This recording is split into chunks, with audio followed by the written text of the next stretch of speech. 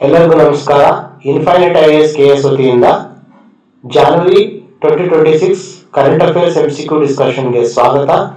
ಈ ಪ್ರಶ್ನೆಗಳು ನಿಮ್ಮ ಮುಂಬರುವ KAS, PSI, FDA, PDO, VAO and other group C ಎಕ್ಸಾಮಿನೇಷನ್ಗೆ ತುಂಬ ಮುಖ್ಯವಾಗಿರುತ್ತವೆ. ಸೊ ಮೊದಲನೇ ಪ್ರಶ್ನೆ ನೋಡೋಣ. ಮೊದಲನೇ ಪ್ರಶ್ನೆ ಪ್ರಳಯ್ ಮಿಸೈಲ್ ಬಗ್ಗೆ ಇದೆ. ಪ್ರಳಯ್ ಕ್ಷಿಪಣಿ. ಓಕೆ, ಪ್ರಳಯ ಕ್ಷಿಪಣಿ ಯಾವ ರೀತಿಯ ಕ್ಷಿಪಣಿ ಎಂದು ಅತ್ಯುತ್ತಮವಾಗಿ ವರ್ಣಿಸಬಹುದು ಅಂತ ಪ್ರಶ್ನೆ ಕೇಳಿದ್ದಾರೆ. ಸೊ ನೋಡಿ, ಆಪ್ಷನ್ಸ್ಗಳು ಕೊಟ್ಟಿದ್ದಾರೆ. ಘನ ಇಂಧನ ಭೂಮಿಯಿಂದ ಭೂಮಿಗೆ ಹಾರುವ ಅರೆ ಬ್ಯಾಲಿಸ್ಟಿಕ್ ಕ್ಷಿಪಣಿ, ದ್ರವ ಇಂಧನದ ವಾಯುವಿನಿಂದ ವಾಯುವಿಗೆ ಹಾರುವ ಕ್ಷಿಪಣಿ, ಜಲಾಂತರ್ಗಾಮಿಯಿಂದ ಉಡಾಯಿಸುವ ಕ್ರೂಸ್ ಕ್ಷಿಪಣಿ, ಖಂಡಾಂತರ ಬ್ಯಾಲಿಸ್ಟಿಕ್ ಕ್ಷಿಪಣಿ ಅಂತ ಆಪ್ಷನ್ಸ್ಗಳು ಕೊಟ್ಟಿದ್ದಾರೆ. ಸೊ ನೀವು ಉತ್ತರ ಆಗಿರುತ್ತೆ, ನೀವು ನೋಡ್ಬೋದು. Solid propellant surface to surface quasi ballistic missile, ಘನ ಇಂಧನದ ಭೂಮಿಯಿಂದ ಭೂಮಿಗೆ ಹಾರುವ ಅರೆ ಬ್ಯಾಲಿಸ್ಟಿಕ್ ಕ್ಷಿಪಣಿ ಅಂತ. ಓಕೆ, ಸೊ ಇದು ಉತ್ತರ ಆಗಿರುತ್ತೆ. ವಿವರಣೆ ನೋಡೋಣ. ಪ್ರಳಯ್ ಕ್ಷಿಪಣಿಯು DRDO, ಓಕೆ, DRDO ದೇಶೀಯವಾಗಿ ಅಭಿವೃದ್ಧಿಪಡಿಸಿದ ಘನ ಇಂಧನ ಚಾಲಿತ ಭೂಮಿಯಿಂದ ಭೂಮಿಗೆ ಹಾರುವ ಕ್ಷಿಪಣಿಯಾಗಿದೆ. ಸೊ ಇದು ಚಲನೆ ಬದಲಾಯಿಸಬಲ್ಲ ಅರೆ ಬ್ಯಾಲಿಸ್ಟಿಕ್ ಪಥವನ್ನು ಅನುಸರಿಸಿ ಆಧುನಿಕ ನ್ಯಾವಿಗೇಷನ್, ಮಾರ್ಗದರ್ಶನ ಮತ್ತು ಏಕೀಕೃತ ಏವಿಯನಿಕ್ಸ್ ಮೂಲಕ ನಿಖರ ದಾಳಿ ನಡೆಸುತ್ತೆ.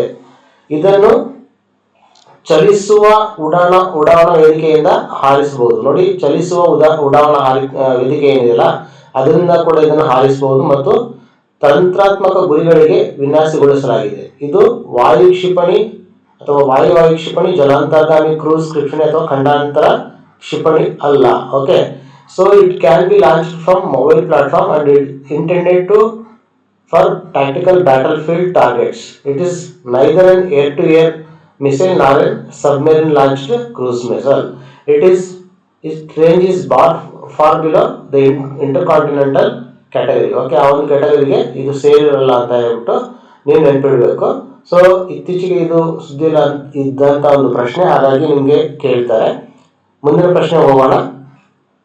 The 4 labour codes consolidate approximately how many central labour loss?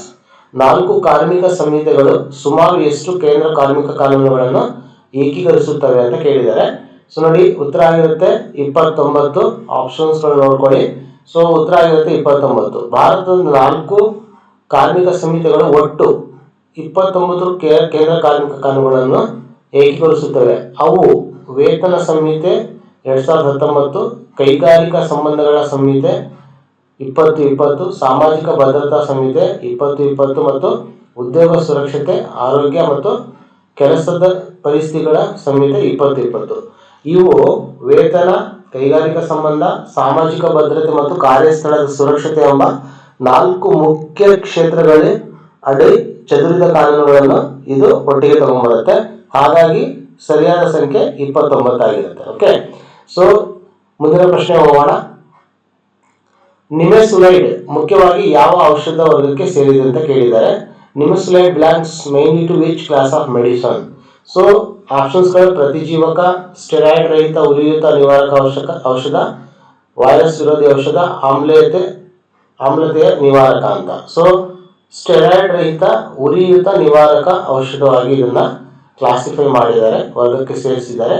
So ವಿವರಣೆ ನೋಡೋದಾದ್ರೆ, ನಿಮೆಸುಲೈಡ್ ಸ್ಟೆರಾಯ್ಡ್ ರಹಿತ ಉರಿಯೂತ ನಿವಾರಕ ಔಷಧವಾಗಿದೆ. ಇಂಥ ಔಷಧಗಳು ಸೈಕ್ಲೋ ಆಕ್ಸಿಜನೇಸ್ ಕ್ರಿಯೆಯನ್ನು ತಗ್ಗಿಸಿ ಪ್ರೋಸ್ಟಾಗ್ಲಾಂಡಿನ್ ಉತ್ಪಾದನೆಯನ್ನು ಕಡಿಮೆ ಮಾಡುವ ಮೂಲಕ ನೋವು ಮತ್ತು ಉರಿಯೂತವನ್ನು ನಿಯಂತ್ರಿಸುತ್ತವೆ. ಸೊ ಇದು ಬ್ಯಾಕ್ಟೀರಿಯಾ ಅಥವಾ ವೈರಸ್ಗಳನ್ನು ನಾಶ ಮಾಡುವುದಿಲ್ಲ. ಆಮ್ಲತೆಯ ನಿವಾರಕವೂ ಅಲ್ಲ. ಯಕೃತ್ ಮತ್ತು ಸೇರಿದಂತೆ ಹಲವು ಸಮಸ್ಯೆ ಆಗ್ಬೋದು ಇದನ್ನು ತಗೊಳ್ಳೋದ್ರಿಂದ. ಹಾಗಾಗಿ ಇದನ್ನ ವೈದ್ಯಕೀಯ ಸಲಹೆಯೊಂದಿಗೆ ಮಾತ್ರ ಬಳಸಬೇಕು ಅಂತ ಹೇಳ್ಬಿಟ್ಟು ಹೇಳಿದ್ದಾರೆ. ಓಕೆ, ಸೊ ಇದು ಸ್ಟೆರಾಯ್ಡ್ಗೆ ಸಂಬಂಧಪಟ್ಟಿದೆ. ಮುಂದಿನ ಪ್ರಶ್ನೆ ಹೋಗೋಣ. At the Sadas of the music academy Madras held on January 1, 2026, who was conferred the Sangeetha Kalanidhi title? Okay, so 2026 ಜನವರಿ 1ರಂದು ಮದ್ರಾಸ್ ಮ್ಯೂಸಿಕ್ ಅಕಾಡೆಮಿಯ ಸದಸ್ನಲ್ಲಿ ಸಂಗೀತ ಕಲಾನಿಧಿ ಬಿರುದನ್ನು ಯಾರಿಗೆ ಪ್ರದಾನ ಮಾಡಲಾಯಿತು? ನೋಡಿ, ಉತ್ತರ ಆಗಿರುತ್ತೆ ARK Shri Ramakumar. Okay, so ARK Sriram, sorry ಉತ್ತರ ಆಗಿರುತ್ತೆ ಎ, ಆಯ್ತಾ. So RK Shriram Kumar. Okay, so violin ವಿದ್ವಾಂಸ RK ರಾಮ್ ಕುಮಾರ್ ಅವರಿಗೆ 2026 ಜನವರಿ 1ರಂದು ಮದ್ರಾಸ್ ಮ್ಯೂಸಿಕ್ ಅಕಾಡೆಮಿ ಕೊಡುವಂತ ಒಂದು ಅವಾರ್ಡ್ ಇದು. ಓಕೆ, ಸೊ ಈ ಒಂದು ಸಂಗೀತ ಕಲಾನಿಧಿ ಬಿರುದನ್ನು ನೀವು ಪ್ರದಾನ ಮಾಡುತ್ತೆ. ಓಕೆ, ಸೊ ಇದು ಕರ್ನಾಟಕ ಸಂಗೀತ ಕ್ಷೇತ್ರದ ಅತ್ಯುನ್ನತ ಗೌರವಗಳಲ್ಲಿ ಒಂದಾಗಿದೆ. ಇದು ಬೇರೆ ಸಂಸ್ಥೆಯಾದ ಸಂಗೀತ ನಾಟಕ ಅಕಾಡೆಮಿಯ ರಾಷ್ಟ್ರ ಪ್ರಶಸ್ತಿಯ ವಿಭಿನ್ನ. ಓಕೆ, ಅದೇ ಪ್ರಶಸ್ತಿ ಬೇರೆ, ಈ ಪ್ರಶಸ್ತಿಯ ಬೇರೆ. ನೀವು ನೆನ್ಪಿಟ್ಕೊಳ್ಬೇಕು ಇತ್ತೀಚೆಗೆ ಯಾರಿಗೆ ಇದನ್ನ ನೀಡಲಾಗಿದೆ ಅಥವಾ ಪ್ರದಾನ ಮಾಡಲಾಗಿದೆ ಅನ್ನೋದು. ಸೊ ಇದಿಷ್ಟು ಆ ಪ್ರಶ್ನೆ.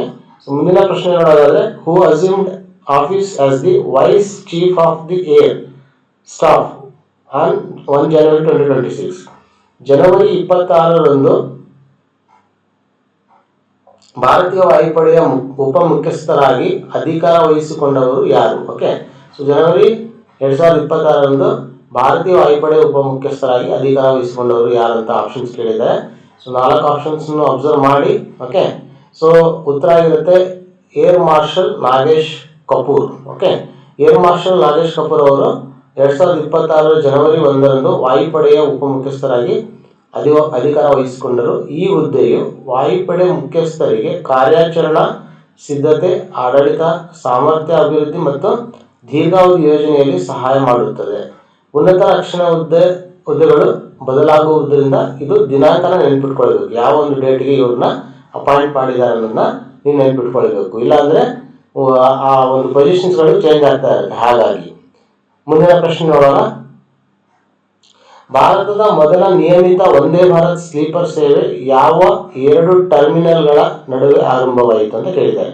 India's first regular Vande Bharat sleeper service commence between which 2 terminals?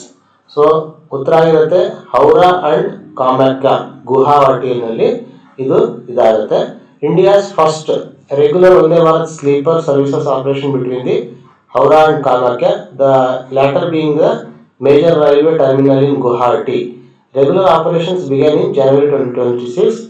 The indigenously designed train is meant for long distance overnight travel and includes modern safety and passenger comfort features such as Kavach. Okay, so automatic doors, improved suspension and fully air conditioned. Nodi, fully air conditioned sleeper coaches. Guwahati Kolkata is a broad city description.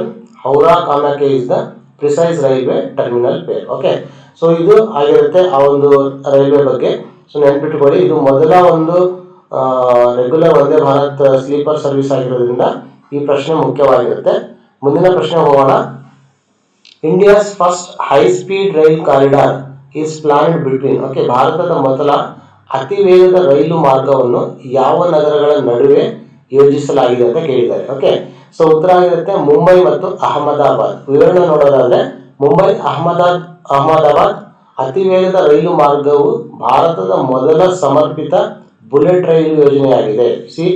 ನೆನಪಿಡಿ, this is an bullet first, India's first dedicated bullet train project. Okay, so it is implemented by the national high speed rail corporation limited. Okay, so ಇದರಿಂದ ಇದನ್ನ implementation ಮಾಡ್ತಾರೆ. ರಾಷ್ಟ್ರೀಯ ಅತಿವೇಗದ ರೈಲು ನಿಗಮವು ಜಪಾನ್ನ ತಾಂತ್ರಿಕ ಮತ್ತು ಹಣಕಾಸು ಸಹಕಾರದೊಂದಿಗೆ ಶಿಂಕಾನ್ಶೆನ್ ತಂತ್ರಜ್ಞಾನ ಆಧಾರದಲ್ಲಿ ಅನುಷ್ಠಾನಗೊಳಿಸಲಾಗುತ್ತದೆ. ಅತಿವೇಗದ ರೈಲು ಮಾರ್ಗಕ್ಕೆ ಪ್ರತ್ಯೇಕ ಹಳಿ, ಉನ್ನತ ಸಂಕೇತ ವ್ಯವಸ್ಥೆ, ವಿಶೇಷ ರೈಲುಗಳು ಇರುತ್ತವೆ. ಸಾಮಾನ್ಯವಾಗಿ ಹಳಿಯಲ್ಲಿ ಸಂಚರಿಸುವ ವಂದೇ ಭಾರತ್ ಮುಂತಾದ ಅತಿ ವೇಗ ಸೇವೆಗಳೊಂದಿಗೆ ಇದನ್ನು ಗೊಂದಲ ಪಡಬಾರದು. ಓಕೆ, ಸೊ ಇದಕ್ಕೆ ಸೆಪರೇಟ್ ಆಗಿ ಒಂದು ರೈಲ್ ಇದನ್ನ ಮಾಡಿರ್ತಾರೆ, ಕಾರಿಡಾರ್ಸ್ನ. ಓಕೆ, ಸೊ ಇದನ್ನ ನೆನಪಿಡಿ, ಮುಂಬೈ ಮತ್ತು ಅಹಮದಾಬಾದ್ ನಡುವೆ ಮೊದಲ ಅತಿ ವೇಗದ ರೈಲನ್ನ ಬುಲೆಟ್ ಟ್ರೈನ್ ಪ್ರಾಜೆಕ್ಟ್ ನ ಮಾಡ್ತಾ ಇದ್ದಾರೆ. ಓಕೆ, ಮುಂದಿನ ಪ್ರಶ್ನೆ ನೋಡೋದಾದ್ರೆ, ಭಾರತದಲ್ಲಿ ಪ್ರಸ್ತಾಪಿಸಲಾದ ವಿಶಿಷ್ಟ ಗುರುತು ಸಂಖ್ಯೆ ಅಥವಾ ಬ್ಯಾಟರಿ ಪಾಸ್ಪೋರ್ಟ್ ವ್ಯವಸ್ಥೆಯು ಮುಖ್ಯವಾಗಿ ಯಾವ ಉತ್ಪನ್ನಕ್ಕೆ ಸಂಬಂಧಿಸಿದೆ? The proposed unique identification or battery passport framework in India is primary intended for which product ಅಂತ ಕೇಳಿದ್ದಾರೆ. ವಿದ್ಯುತ್ ಬ್ಯಾಟರಿಗಳು, ಪಾಸ್ಪೋರ್ಟ್ಗಳು, ಆಹಾರ ಧಾನ್ಯಗಳು, ಪಠ್ಯಪುಸ್ತಕಗಳು. ಸೊ ಉತ್ತರ ಆಗಿರುತ್ತೆ ವಿದ್ಯುತ್ ವಾಹನ ಬ್ಯಾಟರಿಗಳು. ಓಕೆ, ಸೊ ವಿದ್ಯುತ್ ವಾಹನ ಬ್ಯಾಟರಿಗಳು ಏನಿದಾವಲ್ಲ ಅದಕ್ಕೆ ಒಂದು ನಂಬರ್ಸ್ನ ಕೊಡಬೇಕು ಅಂತ ಪ್ಲಾನ್ ಮಾಡಿದ್ದಾರೆ. ಆ number similar to Aadhaar number ಇರಬೇಕು ಅಂತ ಹೇಳ್ಬಿಟ್ಟು ಪ್ಲಾನ್ ಆಗಿದೆ. ಇದನ್ನು ನೀವು ನೆನ್ಪಿಡಿ. ಸೊ ವಿಶಿಷ್ಟ ಬ್ಯಾಟರಿ ಗುರುತು ಸಂಖ್ಯೆ ಅಥವಾ ಬ್ಯಾಟರಿ ಪಾಸ್ಪೋರ್ಟ್ ವಿದ್ಯುತ್ ವಾಹನದ ಬ್ಯಾಟರಿಯ ಡಿಜಿಟಲ್ ದಾಖಲೆ ಸೃಷ್ಟಿಸುತ್ತದೆ. ಇದರಲ್ಲಿ ರಾಸಾಯನಿಕ ಸಂಯೋಜನೆ, ತಯಾರಕ ಸಾಮರ್ಥ್ಯ, ಸುರಕ್ಷತಾ ಇತಿಹಾಸ, ಆರೋಗ್ಯ ಸ್ಥಿತಿ ಮತ್ತು ಇತರ ಮಾಹಿತಿಯನ್ನು ಇದು ಇಟ್ಕೊಂಡಿರುತ್ತೆ ಅಂತ ನೀವು ನೆನಪಿಟ್ಟಿರಬೇಕು. ಸೊ ಮುಂದಿನ ಪ್ರಶ್ನೆ ಹೋಗೋಣ.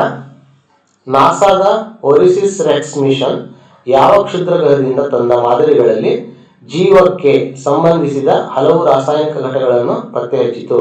Samples returned by NASA's Osiris RX mission from which asteroid revealed several chemical ingredients associated with the life. Okay, so ನಾಸಾದ ಒಂದು ಬೆನ್ನು ಇದೆಯಲ್ಲ, ಆ ಒಂದು ಮಿಷನ್ ತಗೊಂಡ್ಬರುತ್ತೆ. ಇದು ಆ ಒಂದು ಕ್ಷುದ್ರದಿಂದ ಈ ಒಸಿರಿಸ್ ಮಿಷನ್ ತಗೊಂಡ್ಬರುತ್ತೆ. ಸೊ ಈ ಮಿಷನ್ ಭೂಮಿಯ ಸಮೀಪದ ಬೆನ್ನು ಕ್ಷುದ್ರಗ್ರಹದಿಂದ ಮಾದರಿಗಳನ್ನು ತಂದಿತ್ತು. ಪ್ರಯೋಗಾಲಯ ಅಧ್ಯಯನಗಳಲ್ಲಿ ಅಮಿನೋ ಆಮ್ಲಗಳು, ನ್ಯೂಕ್ಲಿಯೋಬೇಸ್ ಮತ್ತು ಉಪ್ಪು ನೀರಿನ ಪರಿಸರದಲ್ಲಿ ರೂಪುಗೊಂಡ ಖನಿಜಗಳು ಪತ್ತೆಯಾದವು. ಇದರಿಂದ ಜೀವಕ್ಕೆ ಅಗತ್ಯವಾದ ರಾಸಾಯನಿಕ ಘಟಕಗಳು ಪ್ರಾರಂಭಿಕ ಸೌರಮಂಡಲದಲ್ಲಿ ಇದ್ದವು ಮತ್ತು ಯುವ ಗ್ರಹಗಳಿಗೆ ತಲುಪಿರಬಹುದೆಂಬ ಸೂಚನೆ ದೊರೆಯುತ್ತದೆ. ಸೊ ನೆನಪಿಡಿ, so NASA's Osiris Rex mission returned samples from the near earth asteroid Bennu. Okay, so it identified organic molecules, amino acids, nucleobases along with minerals formed in the solar environment. These findings shows that chemical ingredients needed for the life were present in the early solar system and could have been delivered to the young planets. They do not prove that life itself originated in Bennu. The result concerns prebiotic ingredients, not living organisms. Okay, so ಈ ಪ್ರಶ್ನೆ ಕೂಡ ತುಂಬಾ ಮುಖ್ಯವಾಗಿರುತ್ತೆ, ಇದನ್ನು ನೆನಪಿಡಿ. ಮುಂದಿನ ಪ್ರಶ್ನೆ ಹೋಗೋಣ. Unpaid care work is often under counted in GDP because it is. ಪಾವತಿಸದ ಆರೈಕೆ ಕೆಲಸವನ್ನು ಜಿಡಿಪಿಯಲ್ಲಿ ಕಡಿಮೆ ಲೆಕ್ಕಿಸುವ ಮುಖ್ಯ ಕಾರಣ ಏನು? ಸೊ ಕಾರಣ ಏನಾಗಿರುತ್ತೆ ಅಂದ್ರೆ, ಸಾಮಾನ್ಯವಾಗಿ ಮಾರುಕಟ್ಟೆಯಲ್ಲಿ ಈ ಬೆಲೆಗೆ ವಿನಿಮಯವಾಗುವುದಿಲ್ಲ. So not usually exchange in the market for price. Okay, ಯಾಕೆ ಅದನ್ನ ಗಣನೆಗೆ ತಗೊಳ್ಳಲ್ಲ ಅಂತ ಹೇಳಿದ್ರೆ, ಇದಕ್ಕೆ ಮಾರುಕಟ್ಟೆಯಲ್ಲಿ ಬೆಲೆ ವಿನಿಮಯವಾಗುವುದಿಲ್ಲ. ಆ ಒಂದು ಕಾರಣಕ್ಕೆ ಇದನ್ನ ಮಾಡಲ್ಲ ಅಂತ ಹೇಳ್ಬಿಟ್ಟು, ಲೆಕ್ಕಕ್ಕೆ ತಗೊಳ್ಳಲ್ಲ ಅಂತ ಹೇಳ್ಬಿಟ್ಟು ಒಂದು ಕಾರಣ ಕೊಡ್ತಾರೆ. ಓಕೆ, GDP ಮಾನ್ಯ ಉತ್ಪಾದನಾ ಮಿತಿಯೊಳಗಿನ ವಸ್ತು ಮತ್ತು ಸೇವೆಗಳ ಮೌಲ್ಯವನ್ನು ಅಳೆಯುತ್ತದೆ. ನೋಡಿ, ಇಲ್ಲಿ GDP ಏನನ್ನು ಅಳೆಯುತ್ತದೆ? ಇದು ಮಾನ್ಯ ಉತ್ಪಾದನಾ ಮಿತಿಯೊಳಗಿನ ವಸ್ತು ಮತ್ತು ಸೇವೆಗಳ ಮೌಲ್ಯವನ್ನು ಅಳೆಯುತ್ತದೆ ಮತ್ತು ಸಾಮಾನ್ಯವಾಗಿ ಮಾರುಕಟ್ಟೆಯಲ್ಲಿ ಬೆಲೆ ನಿಗದಿಯಾಗಿರುವ ವ್ಯವಹಾರಗಳನ್ನು ದಾಖಲಿಸುತ್ತದೆ. ಉಚಿತ ಅಡುಗೆ, ಮಕ್ಕಳ ಆರೈಕೆ, ಹಿರಿಯರ ಆರೈಕೆ ಮತ್ತು ಗೃಹ ಕಾರ್ಯ ಉತ್ಪಾದಕವಾದರೂ ಅವುಗಳಿಗೆ ಮಾರುಕಟ್ಟೆ ಬೆಲೆ ದಾಖಲಾಗದ ಕಾರಣ ಸಾಂಪ್ರದಾಯಿಕ GDPಯಲ್ಲಿ ಕಾಣಿಸಿಕೊಳ್ಳುವುದಿಲ್ಲ. ಸೊ ಇದನ್ನು ನೀವು ನೆನ್ಪಿಟ್ಕೊಳ್ಬೇಕಾಗುತ್ತೆ. Very important concept about the unpaid work. Okay, ಇತ್ತೀಚೆಗೆ ಸುಪ್ರೀಂ ಕೋರ್ಟ್ ಇದರ ಬಗ್ಗೆ ಒಂದು ಜಡ್ಜ್ಮೆಂಟ್ ಕೂಡ ತಗೊಂಡ್ಬಂದಿದೆ. ಸೊ ಹಾಗಾಗಿ ಈ ಒಂದು ಪ್ರಶ್ನೆ ಮುಖ್ಯವಾಗಿರುತ್ತೆ. ಮುಂದಿನ ಪ್ರಶ್ನೆಗೆ ಹೋಗೋಣ. ಕಚ್ಚಾ ತೈಲ ಆಮದು ಪಾವತಿ ಸಮತೋಲನದ ಯಾವ ಘಟಕದಲ್ಲಿ ದಾಖಲಾಗುತ್ತದೆ? ಕಚ್ಚಾ ತೈಲ ಆಮದು ಪಾವತಿ ಸಮತೋಲನದ ಯಾವ ಘಟಕದಲ್ಲಿ? Crude oil imports. ನೋಡಿ, ಇಂಗ್ಲಿಷ್ ನಲ್ಲಿ ನೋಡೋದಾದ್ರೆ crude oil imports are recorded in which component of the balance of payment. Okay, BOP ಯಾವ ಒಂದು ಕಾಂಪೊನೆಂಟ್ ಅಲ್ಲಿ ಈ ಒಂದು ಕಚ್ಚಾ ತೈಲವನ್ನು ಮಾಡ್ಕೊಳ್ತಾರಲ್ಲ ಅದನ್ನ ತಗೊಳುತ್ತೆ ಅಂತ ಹೇಳ್ಬಿಟ್ಟು. ಸೊ ನೋಡಿ, ಇಲ್ಲಿ ಚಾಲ್ತಿ ಖಾತೆ, ಸರಕು ವ್ಯಾಪಾರ, ಕೇವಲ ಬಂಡವಾಳ ಖಾತೆ, ಕೇವಲ ಅಧಿಕೃತ ಸಂಗ್ರಹ, ಕೇವಲ ಅದೃಶ್ಯ ರಫ್ತು ಅಂತ ಕೇಳಿದರೆ. ಚಾಲ್ತಿ ಖಾತೆ, ಸರಕು ವ್ಯಾಪಾರ. ಓಕೆ, ಕಚ್ಚಾ ತೈಲವು ವಿದೇಶದಿಂದ ಆಮದು ಮಾಡುವ ಸ್ಪರ್ಶ ಸರಕು, ಟ್ಯಾಂಜಿಬಲ್ ಪ್ರಾಡಕ್ಟ್ ಅಂತ ಹೇಳ್ತೀವಿ ನಾವು. ಆದ್ದರಿಂದ ಅದರ ಮೌಲ್ಯವನ್ನು ಪಾವತಿ ಸಮತೋಲನದ ಚಾಲ್ತಿ ಖಾತೆಯ ಸರಕು ಆಮದು ವಿಭಾಗದಲ್ಲಿ ದಾಖಲಿಸಲಾಗುತ್ತದೆ. Very very important. So it is taken in to the current account merchandise trade. Okay, ತೈಲ ಆಮದು ವೆಚ್ಚ ಹೆಚ್ಚಾದರೆ ಇತರೆ ಅಂಶಗಳು ಬದಲಾಗದ ಸಂದರ್ಭದಲ್ಲಿ ವ್ಯಾಪಾರ ಕೊರತೆ ಮತ್ತು ಚಾಲ್ತಿ ಖಾತೆ ಕೊರತೆ ಆಗಬಹುದು. ಸೊ ಇದನ್ನು ಕೂಡ ನೀವು ನೆನಪಿಟ್ಕೊಳ್ಳಿ, ಎರಡನೇ ಪಾಯಿಂಟ್. ಸೊ ಇತರೆ ಒಂದು ಪಾಯಿಂಟ್ಸ್ಗಳು ಇದಕ್ಕೆ ಸಂಬಂಧಪಟ್ಟಿಲ್ಲ. ಬಂಡವಾಳ ಅಥವಾ ಹಣಕಾಸು ಖಾತೆಯಲ್ಲಿ ವಿದೇಶಿ ಹೂಡಿಕೆ, ಸಾಲ ಮತ್ತು ಇತರೆ ಹಣಕಾಸು ಆಸ್ತಿಗಳು, ಹೊಣೆಗಾರಿಕೆಗಳ ವ್ಯವಹಾರಗಳನ್ನು ದಾಖಲಿಸುತ್ತವೆ. ಓಕೆ, ಬಂಡವಾಳ ಅಥವಾ ಹಣಕಾಸು ಖಾತೆ ಅದರದೇ ಆದ ಒಂದು ಬೇರೆ ಒಂದು ಫಂಕ್ಷನ್ ಇಟ್ಕೊಂಡಿರುತ್ತೆ, ಅದನ್ನು ನೆನಪಿಟ್ಕೊಳ್ಳಿ. ಓಕೆ, ಸೊ ಮುಂದಿನ ಪ್ರಶ್ನೆ ನೋಡೋಣ. A satellite audit by the conservation collective. We are Aravali. Estimated what share of the Aravali hill area to be below the 100-meter local relief threshold and therefore potentially vulnerable. We are Aravalli ಸಂರಕ್ಷಣಾ ಸಂಘಟನೆ ಉಪಗ್ರಹ ಆಧಾರಿತ ಪರಿಶೀಲನೆಯ ಪ್ರಕಾರ 100 metre ಸ್ಥಳೀಯ ಎತ್ತರದ ಮಿತಿಗಿಂತ ಕೆಳಗಿರುವುದರಿಂದ ಸಂಭಾವ್ಯ ಅಪಾಯದಲ್ಲಿದೆ ಎಂದು ಅಂದಾಜಿಸಲಾದ ಅರಾವಳಿ ಬೆಟ್ಟ ಪ್ರದೇಶದ ಪ್ರಮಾಣ ಎಷ್ಟು? 31.8% ಅಂತ ನೀವು ನೆನಪಿಟ್ಕೊಳ್ಬೇಕು. ಸೊ ಈ ಒಂದು ಪ್ರಶ್ನೆ ಕೂಡ ತುಂಬಾ ಇಂಪಾರ್ಟೆಂಟ್ ಇರುತ್ತೆ. ಇತ್ತೀಚೆಗೆ ಸುಪ್ರೀಂ ಕೋರ್ಟ್ ಜಡ್ಜ್ ಅರಾವಳಿ ಹಿಲ್ಸ್ದು ಒಂದು ಡೆಫಿನೇಷನ್ನ ತುಂಬಾ ಸುದ್ದಿಯಲ್ಲಿತ್ತು, ಅದು ಸುಪ್ರೀಂ ಕೋರ್ಟ್ಗೆ ಸಂಬಂಧಪಟ್ಟಿತ್ತು. ಸೊ ಹಾಗಾಗಿ ಈ ಪ್ರಶ್ನೆ ಬರುವಂತ ಒಂದು ಚಾನ್ಸಸ್ ಹೆಚ್ಚಾಗಿರುತ್ತೆ. ಓಕೆ, ಸೊ ಮುಂದಿನ ಪ್ರಶ್ನೆ ಕೂಡ ಅರಾವಳಿ ಹಿಲ್ಸ್ ಬಗ್ಗೆ ಇದೆ, ಅರಾವಳಿ ಪರ್ವತ ಶ್ರೇಣಿಗಳ ಬಗ್ಗೆ ಇದೆ.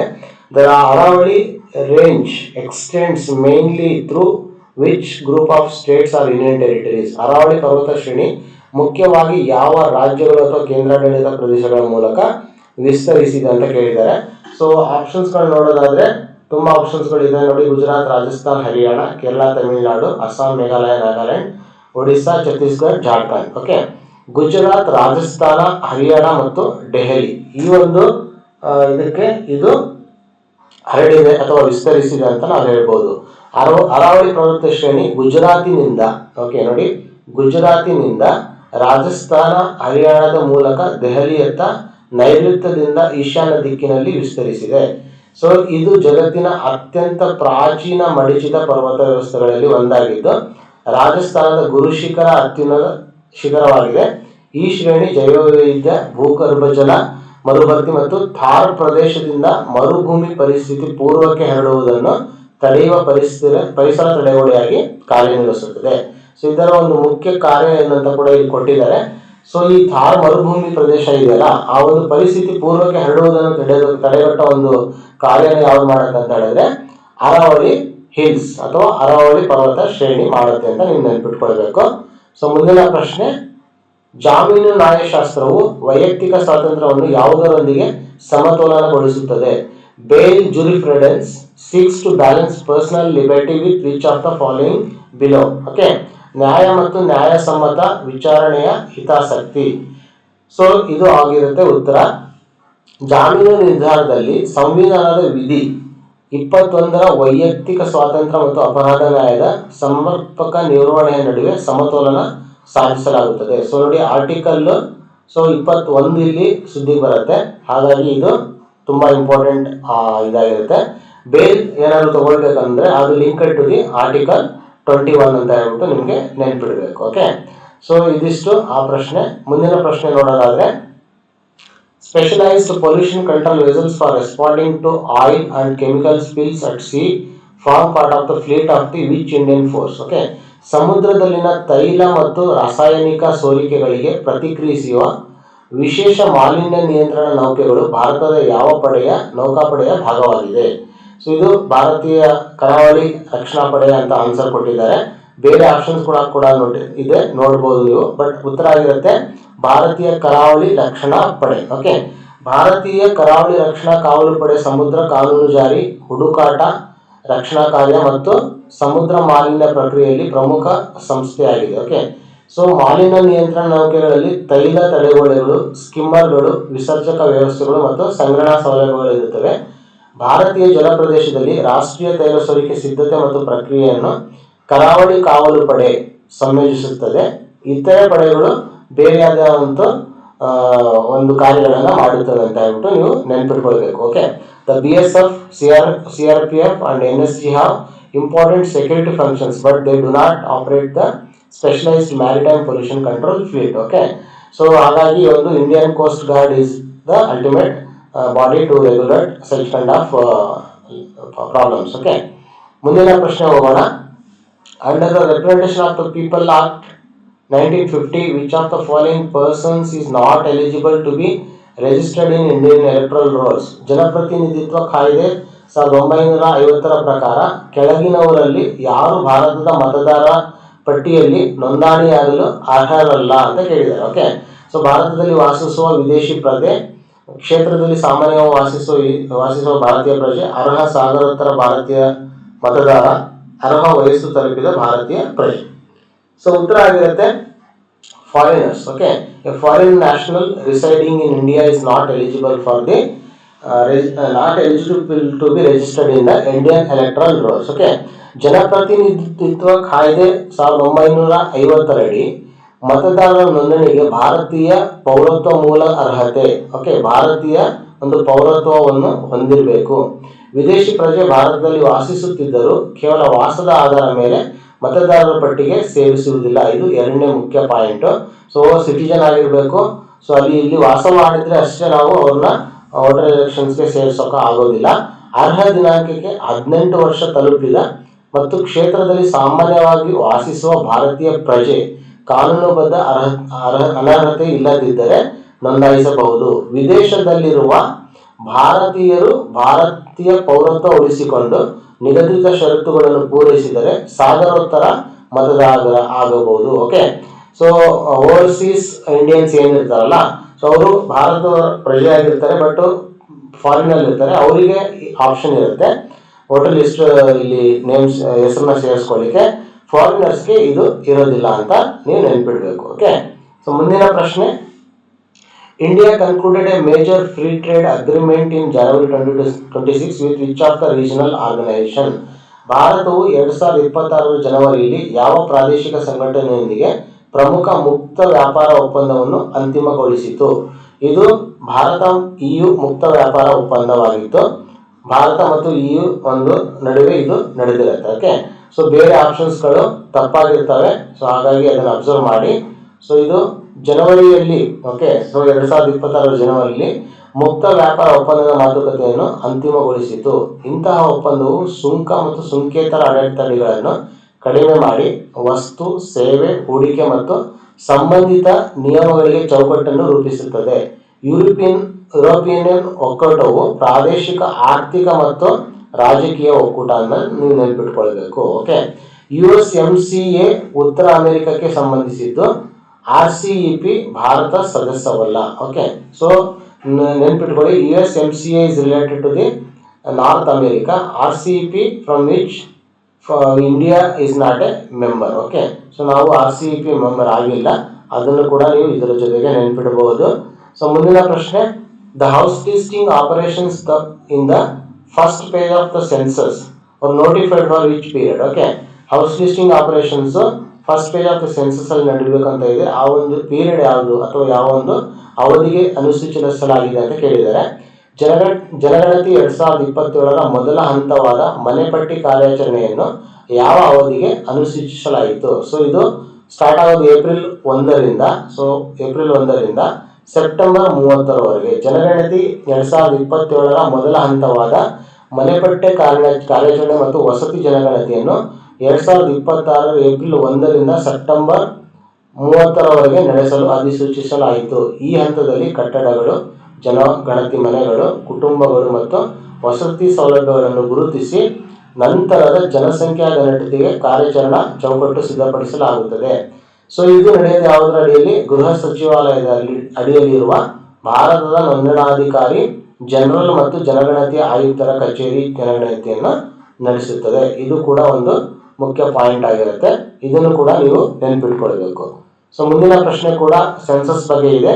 ಭಾರತದ ಜನಗಣತಿಯನ್ನು ಆಡಳಿತಾತ್ಮಕವಾಗಿ ಯಾವ ಸಂಸ್ಥೆ ನಡೆಸುತ್ತದೆ ಅಂತ ಕೇಳಿದ್ದಾರೆ. Okay, the census of India is conducted under the administrative responsibility of the which of the following ಅಂತ ಕೇಳಿದ್ದಾರೆ.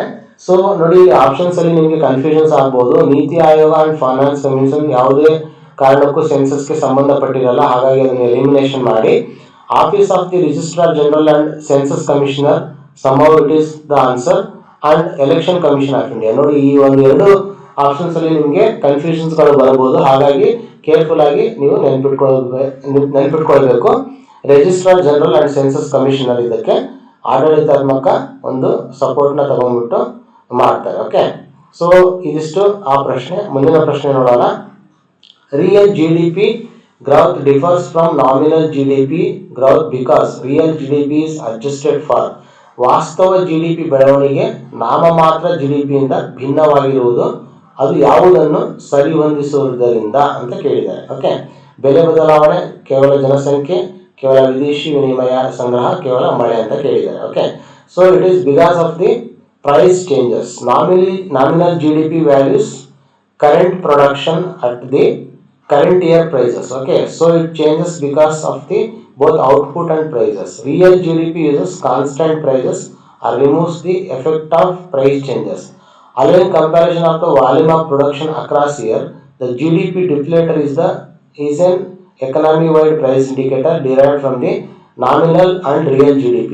So other factors are not relevant for the this question. So ನಾಮಮಾತ್ರ GDP ಪ್ರಸ್ತುತ ವರ್ಷದ ಬೆಲೆಗಳಲ್ಲಿ ಉತ್ಪಾದನೆಯ ಮೌಲ್ಯವನ್ನು ಅಳೆಯುತ್ತದೆ. ಇದು ಮುಖ್ಯವಾದ ಪಾಯಿಂಟ್. ಓಕೆ, ನಾಮಮಾತ್ರ GDP ಕಾರ್ಯ ಏನಂತ ಹೇಳಿದ್ರೆ ಇದು. ಆದ್ದರಿಂದ ಉತ್ಪಾದನೆ ಮತ್ತು ಬೆಲೆ ಎರಡರ ಬದಲಾವಣೆಯಿಂದ ಅದು ಬದಲಾಗುತ್ತದೆ. ನೈಜ GDP ಏನಾಗುತ್ತೆ ಅಂತ ಹೇಳಿದ್ರೆ ಸ್ಥಿರ ಬೆಲೆಗಳನ್ನು ತಗೊಳುತ್ತೆ, ಬಳಸಿ ಅಥವಾ ಬೆಲೆ ಬದಲಾವಣೆಯ ಪರಿಣಾಮವನ್ನು ತೆಗೆದುಹಾಕಿ ವರ್ಷಗಳ ನಡುವಿನ ನಿಜವಾದ ಉತ್ಪಾದನಾ ಪ್ರಮಾಣವನ್ನು ಹೋಲಿಸುತ್ತದೆ. ಓಕೆ, ಸೊ ಇದು ಇಷ್ಟು ನಿಮಗೆ ಡಿಫ್ರೆನ್ಸು. ನಾಮಮಾತ್ರ ಮತ್ತು ನೈಜ GDP ಇಂದ ಡಿಫ್ಲೇಟರ್ ಪಡೆಯಬಹುದು, GDP ಡಿಫ್ಲೇಟರ್ ಪಡೆಯಬಹುದು. ಓಕೆ, GDP ಡಿಫ್ಲೇಟರ್ ಅಂತ ಹೇಳಿದ್ರು ಕೂಡ ನೀವು ಏನಂತ ನೀವು ತಿಳ್ಕೊಳ್ಬಹುದು. ಓಕೆ, ಸೊ ನಾಮಿನಲ್ GDP ಮತ್ತು ರಿಯಲ್ GDP ನಾವು ತಗೊಂಡ್ಬಂದಾಗ ಅದರ ಒಂದು ವ್ಯತ್ಯಾಸ ಏನಿರುತ್ತಲ್ಲ ಅದು GDP ಡಿಫ್ಲೇಟರ್ ಆಗಿರುತ್ತೆ. ಸೊ ಹಾಗಾಗಿ ಅದನ್ನು ಕೂಡ ನೀವು ನೆನಪಿಟ್ಕೊಳ್ಬೇಕು. ಮುಂದಿನ ಪ್ರಶ್ನೆ ನೋಡೋಣ. A Supreme Court appointed panel recommended restoration of the eco-sensitive zone around which Karnataka National Park. Supreme court ನೇಮಿತ ಸಮಿತಿಯು ಕರ್ನಾಟಕದ ಯಾವ ರಾಷ್ಟ್ರೀಯ ಉದ್ಯಾನವನದ ಸುತ್ತ ಪರಿಸರ ಸೂಕ್ಷ್ಮ ವಲಯವನ್ನು ಪುನಃಸ್ಥಾಪಿಸಲು ಶಿಫಾರಸು ಮಾಡಿತು. ಸೊ ಇತ್ತೀಚೆಗೆ ಸುದ್ದಿ ಇದ್ದಂಥ ಒಂದು ಪ್ರಶ್ನೆ ಇದಂತ ಹೇಳಿದ್ರೆ ಸ್ಥಳ ಅಂತ ಹೇಳಿದ್ರೆ ಬನ್ನೇರು ಬೆಟ್ಟ. ಓಕೆ, ಬೆಂಗಳೂರಿನ ಸಮೀಪದ ಬನ್ನೇರು ಬೆಟ್ಟ ರಾಷ್ಟ್ರೀಯ ಉದ್ಯಾನವನ ಸುತ್ತಲಿನ ಪರಿಸರ ಸೂಕ್ಷ್ಮ ವಲಯಕ್ಕೆ ಇದು ಸಂಬಂಧಪಟ್ಟಿತ್ತು ಅಂತ ಹೇಳ್ಬೋದು ನಾವು. ಸೊ ಈ ಒಂದು ವಲಯದಲ್ಲಿ ಇಂತಹ ವಲಯಗಳು ಸಂರಕ್ಷಿತ ಪ್ರದೇಶಗಳ ಸುತ್ತ ಪರಿವರ್ತನಾ ಅಥವಾ ಆಘಾತ ಶಮನ ವಲಯಗಳಾಗಿ ಕಾರ್ಯನಿರ್ವಹಿಸಿ ಗಣಿಗಾರಿಕೆ, ದೊಡ್ಡ ನಿರ್ಮಾಣ ಅಥವಾ ಮಾಲಿನ್ಯಕಾರಿಕೆ, ಕೈಗಾರಿಕೆ ಮತ್ತು ಅಯೋಜಿತ ನಗರೀಕರಣದ ಪರಿಣಾಮವನ್ನು ಕಡಿಮೆ ಮಾಡುತ್ತದೆ.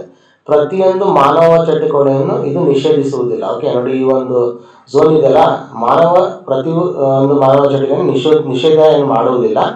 ಚಟುವಟಿಕೆಗಳನ್ನು ನಿಷೇಧಿತ, ನಿಯಂತ್ರಿತ ಅಥವಾ ಅನುಮತಿತವೆಂದು ವರ್ಗೀಕರಿಸಲಾಗಿದೆ. 3 ರೀತಿಯಲ್ಲಿ ಅವನ್ನ ವರ್ಗೀಕರಿಸಲಾಗಿರುತ್ತೆ. ಕಂಪ್ಲೀಟ್ ಬ್ಯಾನ್ ಇರಲ್ಲ. Okay, so human activity. So ಹಾಗಾಗಿ ಅದನ್ನು ನೆನ್ಪಿಟ್ಕೊಳ್ಳಿ. ಬನ್ನೇರು ಬೆಟ್ಟ ಬಗ್ಗೆ ಕೇಳುವಂಥ ಒಂದು ಚಾನ್ಸಸ್ ಇರುತ್ತೆ. ಓಕೆ, ಮುಂದಿನ ಪ್ರಶ್ನೆ ನೋಡೋಣ. Approximately how many graduates were registered under the Karnataka's Yuva Nidhi scheme in reference to the official review? Okay, ಕರ್ನಾಟಕದ ಯುವ ನಿಧಿ ಯೋಜನೆಯಡಿ ಅಧಿಕೃತ ಪರಿಶೀಲನೆಯಲ್ಲಿ ಸುಮಾರು ಎಷ್ಟು ಪದವೀಧರರು ನೋಂದಾಯಿಸಿಕೊಂಡಿದ್ದಾರೆ ಅಂತ ಕೇಳಿದ್ದಾರೆ. ಸೊ ಇದು 48,000 ಆಗಿರುತ್ತೆ. ಓಕೆ, ಸೊ ಈ ಫಿಗರ್ ಆಗಿರುತ್ತೆ. ಅಧಿಕೃತ ಪರಿಶೀಲನೆಯಲ್ಲಿ ಯುವ ನಿಧಿ ಯೋಜನೆಯಡಿ ಸುಮಾರು 48,000 ಪದವೀಧರರು ನೋಂದಾಯಿಸಿಕೊಂಡಿದ್ದರು. ಇದು ಈ ಒಂದು ಸ್ಕೀಮ್ ಏನಿದೆಯಲ್ಲ ಅರ್ಹ ನಿರುದ್ಯೋಗಿ ಪದವೀಧರರು ಮತ್ತು ಡಿಪ್ಲೊಮಾ ಪಡೆದವರಿಗೆ ಉದ್ಯೋಗ ಹುಡುಕುವ ಅವಧಿಯಲ್ಲಿ ತಾತ್ಕಾಲಿಕ ಹಣಕಾಸು ಸಹಾಯ ನೋಡುವ ಯೋಜನೆಯ ಉದ್ದೇಶ. ಓಕೆ, ಸೊ ಇದಾಗಿರುತ್ತೆ. ಸೊ ಮುಂದಿನ ಪ್ರಶ್ನೆಗೆ ಹೋಗೋಣ. Which noted film maker and theatre personality was honoured with Karnataka's Puttanna Kanagal award? Okay, ಕರ್ನಾಟಕದ ಪುಟ್ಟಣ್ಣ ಕನಗಾಲ್ ಪ್ರಶಸ್ತಿಯಿಂದ ಗೌರವಿಸಲ್ಪಟ್ಟ ಪ್ರಸಿದ್ಧ ಚಲನಚಿತ್ರ ನಿರ್ದೇಶಕ ಮತ್ತು ರಂಗಭೂಮಿ ವ್ಯಕ್ತಿ ಯಾರು ಅಂತ ಕೇಳಿದ್ದಾರೆ. So recently MS Sathyu was awarded with the Puttanna Kanagal award. Okay, so ಯಾವುದಕ್ಕೆ ಅಂತ ಹೇಳಿದ್ರೆ ವಿಭಜನೆಯ ಮಾನವೀಯ ಪರಿಣಾಮವನ್ನು ಚಿತ್ರಿಸುವ ಗರಂ ಹವಾ ಚಿತ್ರದ ಮೂಲಕ ಅವರು ಪ್ರಸಿದ್ಧ ಪಡೆದಿದ್ದಾರೆ. ಹಾಗಾಗಿ ಆ ಒಂದು ಚಿತ್ರಕ್ಕೆ ಸಂಬಂಧಪಟ್ಟಂತೆ ಅವರಿಗೆ ಪುಟ್ಟಣ್ಣ ಕನಗಾಲ್ ಅವಾರ್ಡ್ನ ನೀಡಲಾಗಿದೆ. ಓಕೆ, ಸೊ ಮುಂದಿನ ಪ್ರಶ್ನೆ. In January 2026, United States directed withdrawal from each foundational global climate convention. It was UNFCCC. Okay, 2026 ಜನವರಿಯಲ್ಲಿ ಅಮೆರಿಕವು ಯಾವ ಮೂಲಭೂತ ಜಾಗತಿಕ ಹವಾಮಾನ ಒಪ್ಪಂದದಿಂದ ಹಿಂದೆ ಸರಿಯುವಂತೆ ನಿರ್ದೇಶಿಸಿತು? UNFCCC. Okay, United States directed withdrawal from the United Nations Framework Convention on the Climate Change, the 1992 Framework Treaty, under which the annual conference of the parties is held. The Paris Agreement is later treaty adopted under the UNFCCC framework.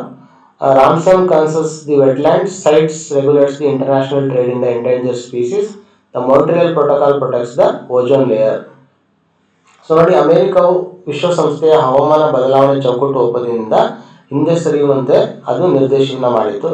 1992ರ ಈ ಮೂಲಭೂತ ಒಪ್ಪಂದದ ಅಡಿಯಲ್ಲಿ ಪ್ರತಿ ವರ್ಷ ಪಕ್ಷಗಳ ಸಮ್ಮೇಳನ ನಡೆಯುತ್ತದೆ. Okay, Paris ಒಪ್ಪಂದ ಏನಿದೆಯಲ್ಲ, ಇದೇ UNFCCC ಚೌಕಟ್ಟಿನಡಿ ನಂತರ ಅಂಗೀಕರಿಸಲಾದ ಪ್ರತ್ಯೇಕ ಒಪ್ಪಂದವಾಗಿದೆ. ಇದನ್ನು ಕೂಡ ನೆನಪಿಡಿ, ಅದು UNFCCC ಅಂಡರಲ್ಲೇ ಬರುತ್ತೆ.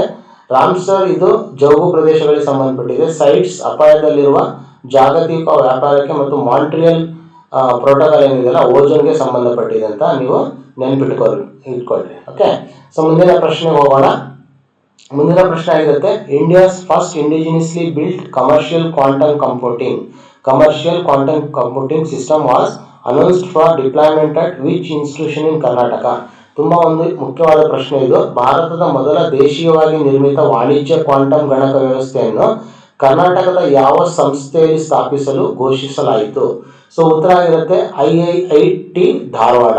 ಓಕೆ, ಸೊ ಈ ವ್ಯವಸ್ಥೆಯನ್ನು ಧಾರವಾಡದ ಭಾರತೀಯ ಮಾಹಿತಿ ತಂತ್ರಜ್ಞಾನ ಸಂಸ್ಥೆಯಲ್ಲಿ ಸ್ಥಾಪಿಸಲು ಘೋಷಿಸಲಾಯಿತು. ಅಲ್ಲಿ ಕ್ವಾಂಟಮ್ AI ಮತ್ತು ಗಣಕ ಕ್ಷೇತ್ರದ ಶ್ರೇಷ್ಠ ಕೇಂದ್ರ ಸ್ಥಾಪಿಸಲಾಗಿದೆ. ಯೋಜನೆಯು ದೇಶೀಯ ವಾಣಿಜ್ಯ ಕ್ವಾಂಟಮ್ ಗಣಕ ವೇದಿಕೆ ಮತ್ತು ಕರ್ನಾಟಕದ ವಿಸ್ತೃತ ಕ್ವಾಂಟಮ್ ತಂತ್ರಜ್ಞಾನ ಪರಿಸರ ವ್ಯವಸ್ಥೆಗೆ ಸಂಬಂಧಿಸಿದೆ. ಓಕೆ, ಕ್ವಾಂಟಮ್ ಗಣಕಗಳು ಕ್ಯೂಬಿಟ್ಗಳನ್ನು ಬಳಸಿಕೊಂಡು, ನೋಡಿ ಈ ಕ್ವಾಂಟಮ್ ಗಣಕಗಳಿದೆಯಲ್ಲ, ಕ್ಯೂಬಿಟ್ಗಳನ್ನು ಬಳಸಿಕೊಂಡು ಸೂಪರ್ ಪೊಸಿಷನ್ ಮತ್ತು ಎಂಟ್ಯಾಂಗಲ್ಮೆಂಟ್ ಗುಣಗಳನ್ನು ಉಪಯೋಗಿಸುತ್ತವೆ. ಆದರೆ ಇಂದಿನ ವ್ಯವಸ್ಥೆಗಳು ಶಬ್ದ ಸಂವೇದಿಯಾಗಿದ್ದು ಎಲ್ಲ ಕೆಲಸಗಳಲ್ಲೂ ಸಾಂಪ್ರದಾಯಿಕ ಗಣಕಗಳನ್ನು ಬದಲಿಸುವುದಿಲ್ಲ. ಓಕೆ, ಸೊ ಇದು ಕೂಡ ವೆರಿ ಇಂಪಾರ್ಟೆಂಟ್. ಇದು ಕ್ಯೂಬಿಟ್ನ ಬಳಸ್ಕೊಳ್ಳುತ್ತೆ. ಕ್ವಾಂಟಮ್ ಟೆಕ್ನಾಲಜಿ ಏನಿದೆಯಲ್ಲ ಅದು ಕ್ಯೂಬಿಟ್ ಮೇಲೆ ಆಗಿರುತ್ತೆ ಅಂತ ನೆನ್ಪಿಡಿ. Okay, so the basic unit of quantum information is, okay ನೋಡಿ ಇಲ್ಲಿ ಮತ್ತೆ ಕೊಟ್ಟಿದ್ದಾನೆ qubit. The basic unit of quantum information ನಮ್ಗೆ ಹೇಗೆ ಸಿಗುತ್ತೆ? ಕ್ವಾಂಟಮ್ ಮಾಹಿತಿಯ ಮೂಲ ಘಟಕ ಯಾವುದು ಅಂತ ಕೇಳಿದ್ದಾರೆ, ಇದು ಕ್ಯೂಬಿಟ್ ಆಗಿರುತ್ತೆ. ಓಕೆ, ಕ್ಯೂಬಿಟ್ ಕ್ವಾಂಟಮ್ ಮಾಹಿತಿಯ ಮೂಲ ಘಟಕ. ಓಕೆ, ಸಾಂಪ್ರದಾಯಿಕ ಬಿಟ್ 0 ಅಥವಾ 1 ಆಗಿರುತ್ತೆ. ಕ್ಯೂಬಿಟ್ ಅಳತೆ ಮಾಡುವವರಿಗೆ ಮೂಲ ಸ್ಥಿತಿಗಳ ಸೂಪರ್ ಪೊಸಿಷನ್ ನಲ್ಲಿ ಇರಬಹುದು. ಅನೇಕ ಕ್ಯೂಬಿಟ್ಗಳು ಎಂಟಗಲ್ ಆಗಿ ಸಾಂಪ್ರದಾಯಿಕ ವ್ಯವಸ್ಥೆಯಲ್ಲಿ ಸಾಧ್ಯವಿಲ್ಲದ ಪರಸ್ಪರ ಸಂಬಂಧಗಳನ್ನು ತೋರಿಸಬಹುದು.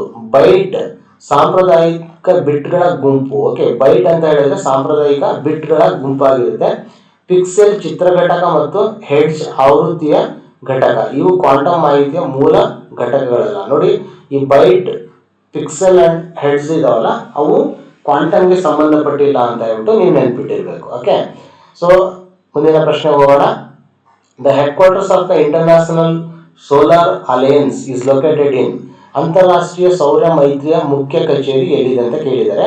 ಸೊ ಇದು ಭಾರತದಲ್ಲಿದೆ, ಆದರೆ ಯಾವ ಒಂದು ಪ್ಲೇಸ್ ಅಂತಲೂ ಕೂಡ ನಮ್ಗೆ ಗೊತ್ತಿರಬೇಕು, ಅದು ಗುರುಗ್ರಾಮ ಆಗಿರುತ್ತೆ. ಓಕೆ, ಹರಿಯಾಣದ ಒಂದು ಗುರುಗ್ರಾಮದಲ್ಲಿ ಈ ಒಂದು ಪ್ಲೇಸ್ ಇದೆ. ಅಂತಾರಾಷ್ಟ್ರೀಯ ಸೌರ ಮೈತ್ರಿಯ ಮುಖ್ಯಾಲಯ ಹರಿಯಾಣದ ಗುರುಗ್ರಾಮದಲ್ಲಿದೆ. ಭಾರತ ಮತ್ತು ಫ್ರಾನ್ಸ್, ನೋಡಿ ಭಾರತ ಮತ್ತು ಫ್ರಾನ್ಸ್ ಸಂಯುಕ್ತವಾಗಿ ಆರಂಭಿಸಿದ ಈ ಸಂಸ್ಥೆ ನಂತರ ಒಪ್ಪಂದ ಆಧಾರಿತ ಅಂತರ ಸರ್ಕಾರಿ ಸಂಸ್ಥೆಯಾಗಿದೆ. ಓಕೆ, ಸೌರಶಕ್ತಿ ಸ್ಥಾಪನೆ, ಹಣಕಾಸು, ತಂತ್ರಜ್ಞಾನ ಸಹಕಾರ ಮತ್ತು ಸಾಮರ್ಥ್ಯ ನಿರ್ಮಾಣವನ್ನು ವಿಶೇಷವಾಗಿ ಅಭಿವೃದ್ಧಿಶೀಲ ಸೌರ ಸಂಪನ್ನ ದೇಶಗಳಲ್ಲಿ ಉತ್ತೇಜಿಸುವುದು ಇದರ ಮುಖ್ಯ ಉದ್ದೇಶ.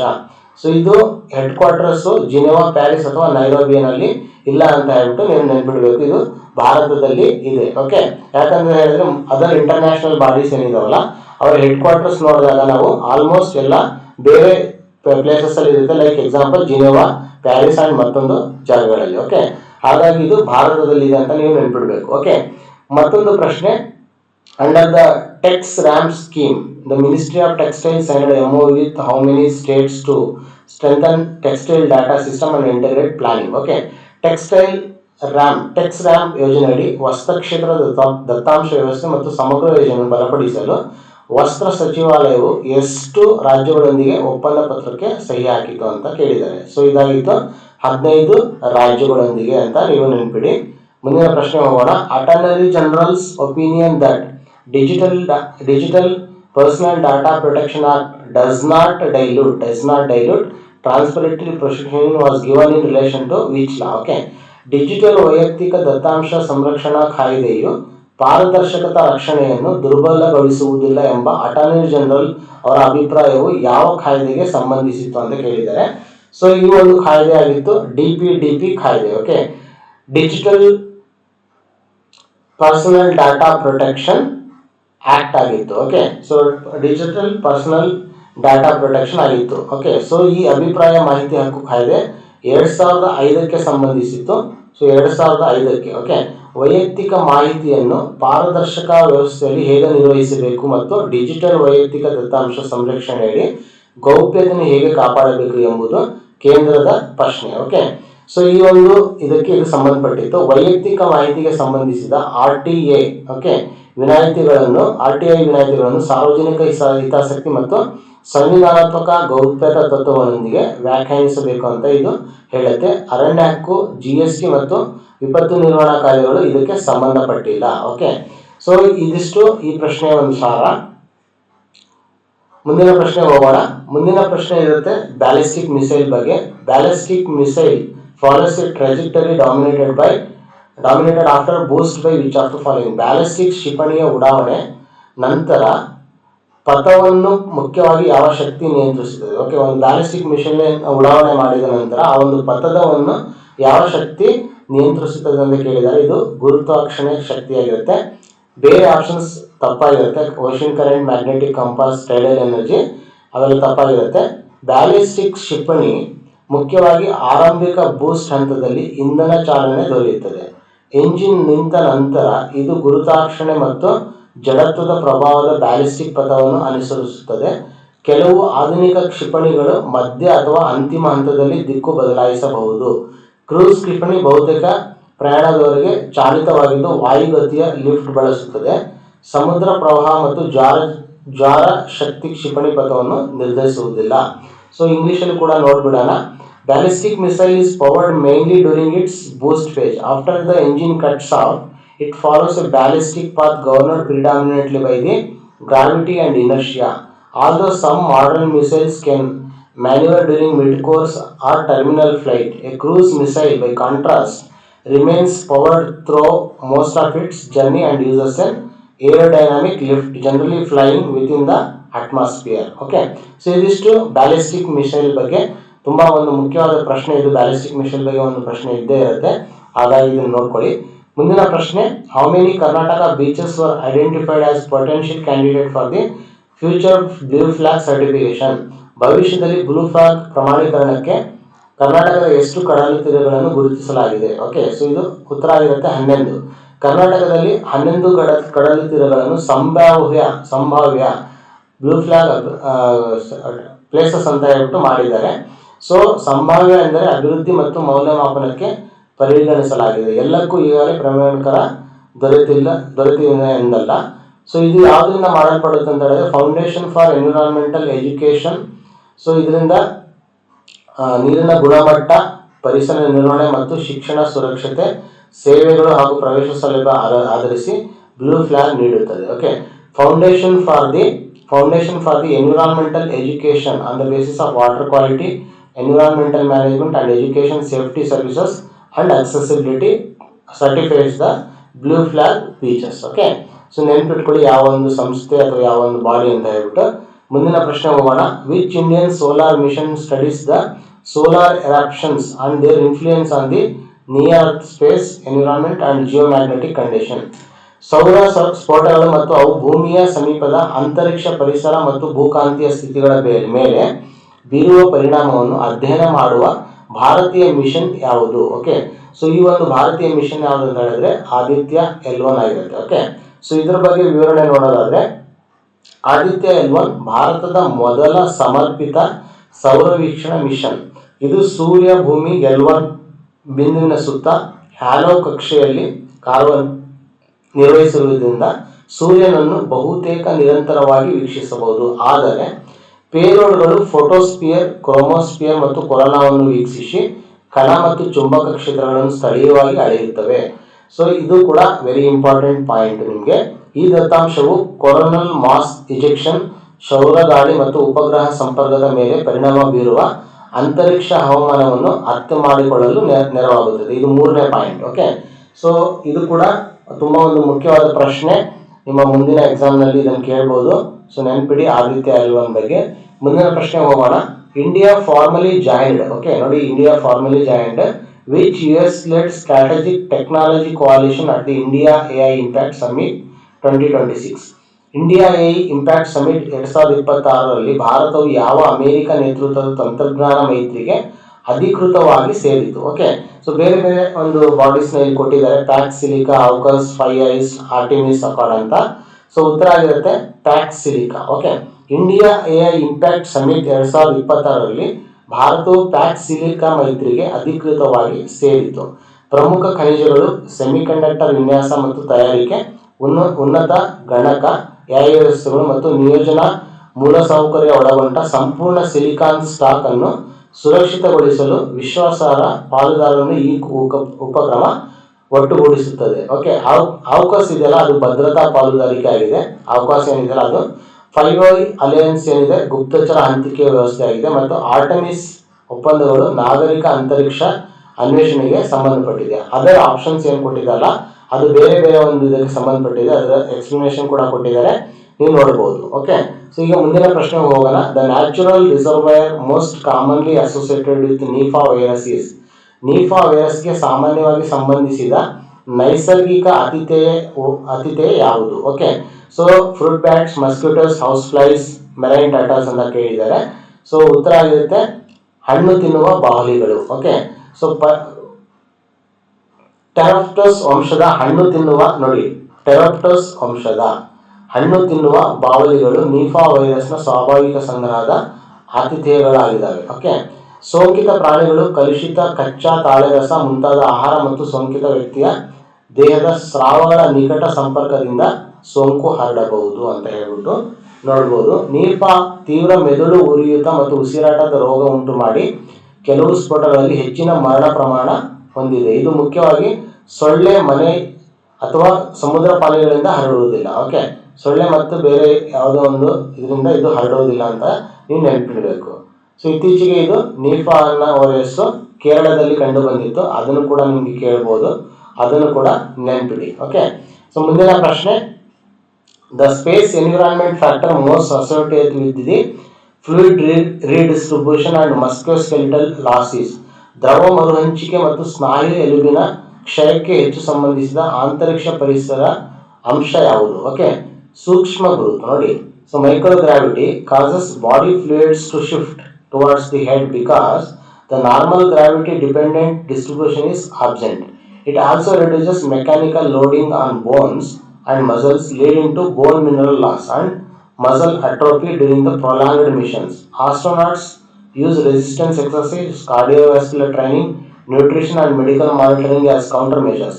High atmospheric pressure, ocean salinity and soil moisture are unrelated to the physiological effects in space. Okay, so ಏನು ಅಟ್ಮಾಸ್ಫಿಯರಿಕ್ ಪ್ರೆಷರ್, ಓಷನ್ ಸಲಿಟಿ ಮತ್ತು ಸಾಯಿಲ್ ಮಾಯ್ಚರ್ ಏನಿದೆಯಲ್ಲ ಸ್ಪೇಸ್ ಅಲ್ಲಿ ಅದು ವರ್ಕ್ ಆಗಲ್ಲ. ಓಕೆ, ಸೊ ಈ ಸೂಕ್ಷ್ಮ ಗುರುತು ಇದೆಯಲ್ಲ ಅದು ಸೂಕ್ಷ್ಮ ಗುರುತು ಪರಿಸ್ಥಿತಿಯಲ್ಲಿ ಸಾಮಾನ್ಯವಾಗಿ ಏನಾಗುತ್ತೆ ಅಂತ ಹೇಳಿದ್ರೆ ಗುರುತಾಧಾರಿತ ದ್ರವ ವಿತರಣೆ ಇಲ್ಲದ ಕಾರಣ ದೇಹದ ದ್ರವಗಳು ತಲೆಯತ್ತ ಸರಿಯುತ್ತವೆ. ಎಲುಬು ಮತ್ತು ಸ್ನಾಯುಗಳ ಮೇಲೆ ಯಾಂತ್ರಿಕ ಭಾರ ಕಡಿಮೆ ಆಗುವುದರಿಂದ ದೀರ್ಘ ಮಿಷನ್ಗಳಲ್ಲಿ ಎಲುಬಿನ ಖನಿಜ ನಷ್ಟ ಮತ್ತು ಸ್ನಾಯು ಕ್ಷಯ ಸಂಭವಿಸುತ್ತದೆ ಅಂತ ನೀವು ನೆನಪಿಡಬೇಕು. ಓಕೆ, ಇದನ್ನ ಹೇಗೆ ತಡೆಗಟ್ತಾರೆ ಅಂತ ಹೇಳಿದ್ರೆ ಪ್ರತಿರೋಧ ವ್ಯಾಯಾಮ, ಹೃದಯ ರಕ್ತನಾಳ ತರಬೇತಿ, ಪೋಷಣಾ ನಿಯಂತ್ರಣ ಮತ್ತು ವೈದ್ಯಕೀಯ ಮೇಲ್ವಿಚಾರಣೆ ಇದನ್ನು ಉಪಯೋಗಿಸಿಕೊಂಡು ಲೈಕ್ ಸ್ಪೇಸ್ ಮಿಷನ್ ಆಸ್ಟ್ರೋನಾಟ್ಸ್ ಏನಿರ್ತಾರಲ್ಲ ಅದನ್ನ ತಡೆಗಟ್ತಾರೆ. ಓಕೆ, ಇತರೆ ಕ್ರಮಗಳು ಇದಕ್ಕೆ ಸಂಬಂಧಪಟ್ಟಿಲ್ಲ ಅಂತ ನೀವು ನೆನಪಿಡಬೇಕು. ಓಕೆ, ಮುಂದಿನ ಪ್ರಶ್ನೆ ಹೋಗೋಣ.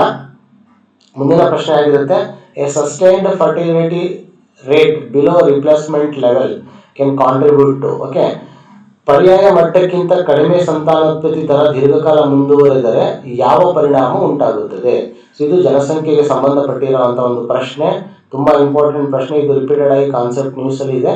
ಜನಸಂಖ್ಯೆಯ ವೃದ್ಧಾಪ ಮತ್ತು ಅಂತಿಮ ಕುಸಿತ. Okay, so what is called as replacement level fertility ಅಂತ ಹೇಳಿದ್ರೆ ರಿಪ್ಲೇಸ್ಮೆಂಟ್ ಲೆವೆಲ್ ಫರ್ಟಿಲಿಟಿ ಇಸ್ ರಫ್ಲಿ 2.1 children per woman in population with low mortality, though the exact values varies. If fertility remains below replacement for long period and migration does not offset it, younger cohorts become smaller, the median age rises and population may eventually decline. Okay, ಕಡಿಮೆ ಮರಣ ಪ್ರಮಾಣದ ಜನಸಂಖ್ಯೆಯಲ್ಲಿ ಪ್ರತಿಸ್ಥಾಪನ ಫಲವತ್ತತೆ ಸರಾಸರಿ ಮಹಿಳೆಗೆ ಸುಮಾರು 2.1 ಮಕ್ಕಳು, ನಿಖರ ಮೌಲ್ಯ ಬದಲಾಗಬಹುದು.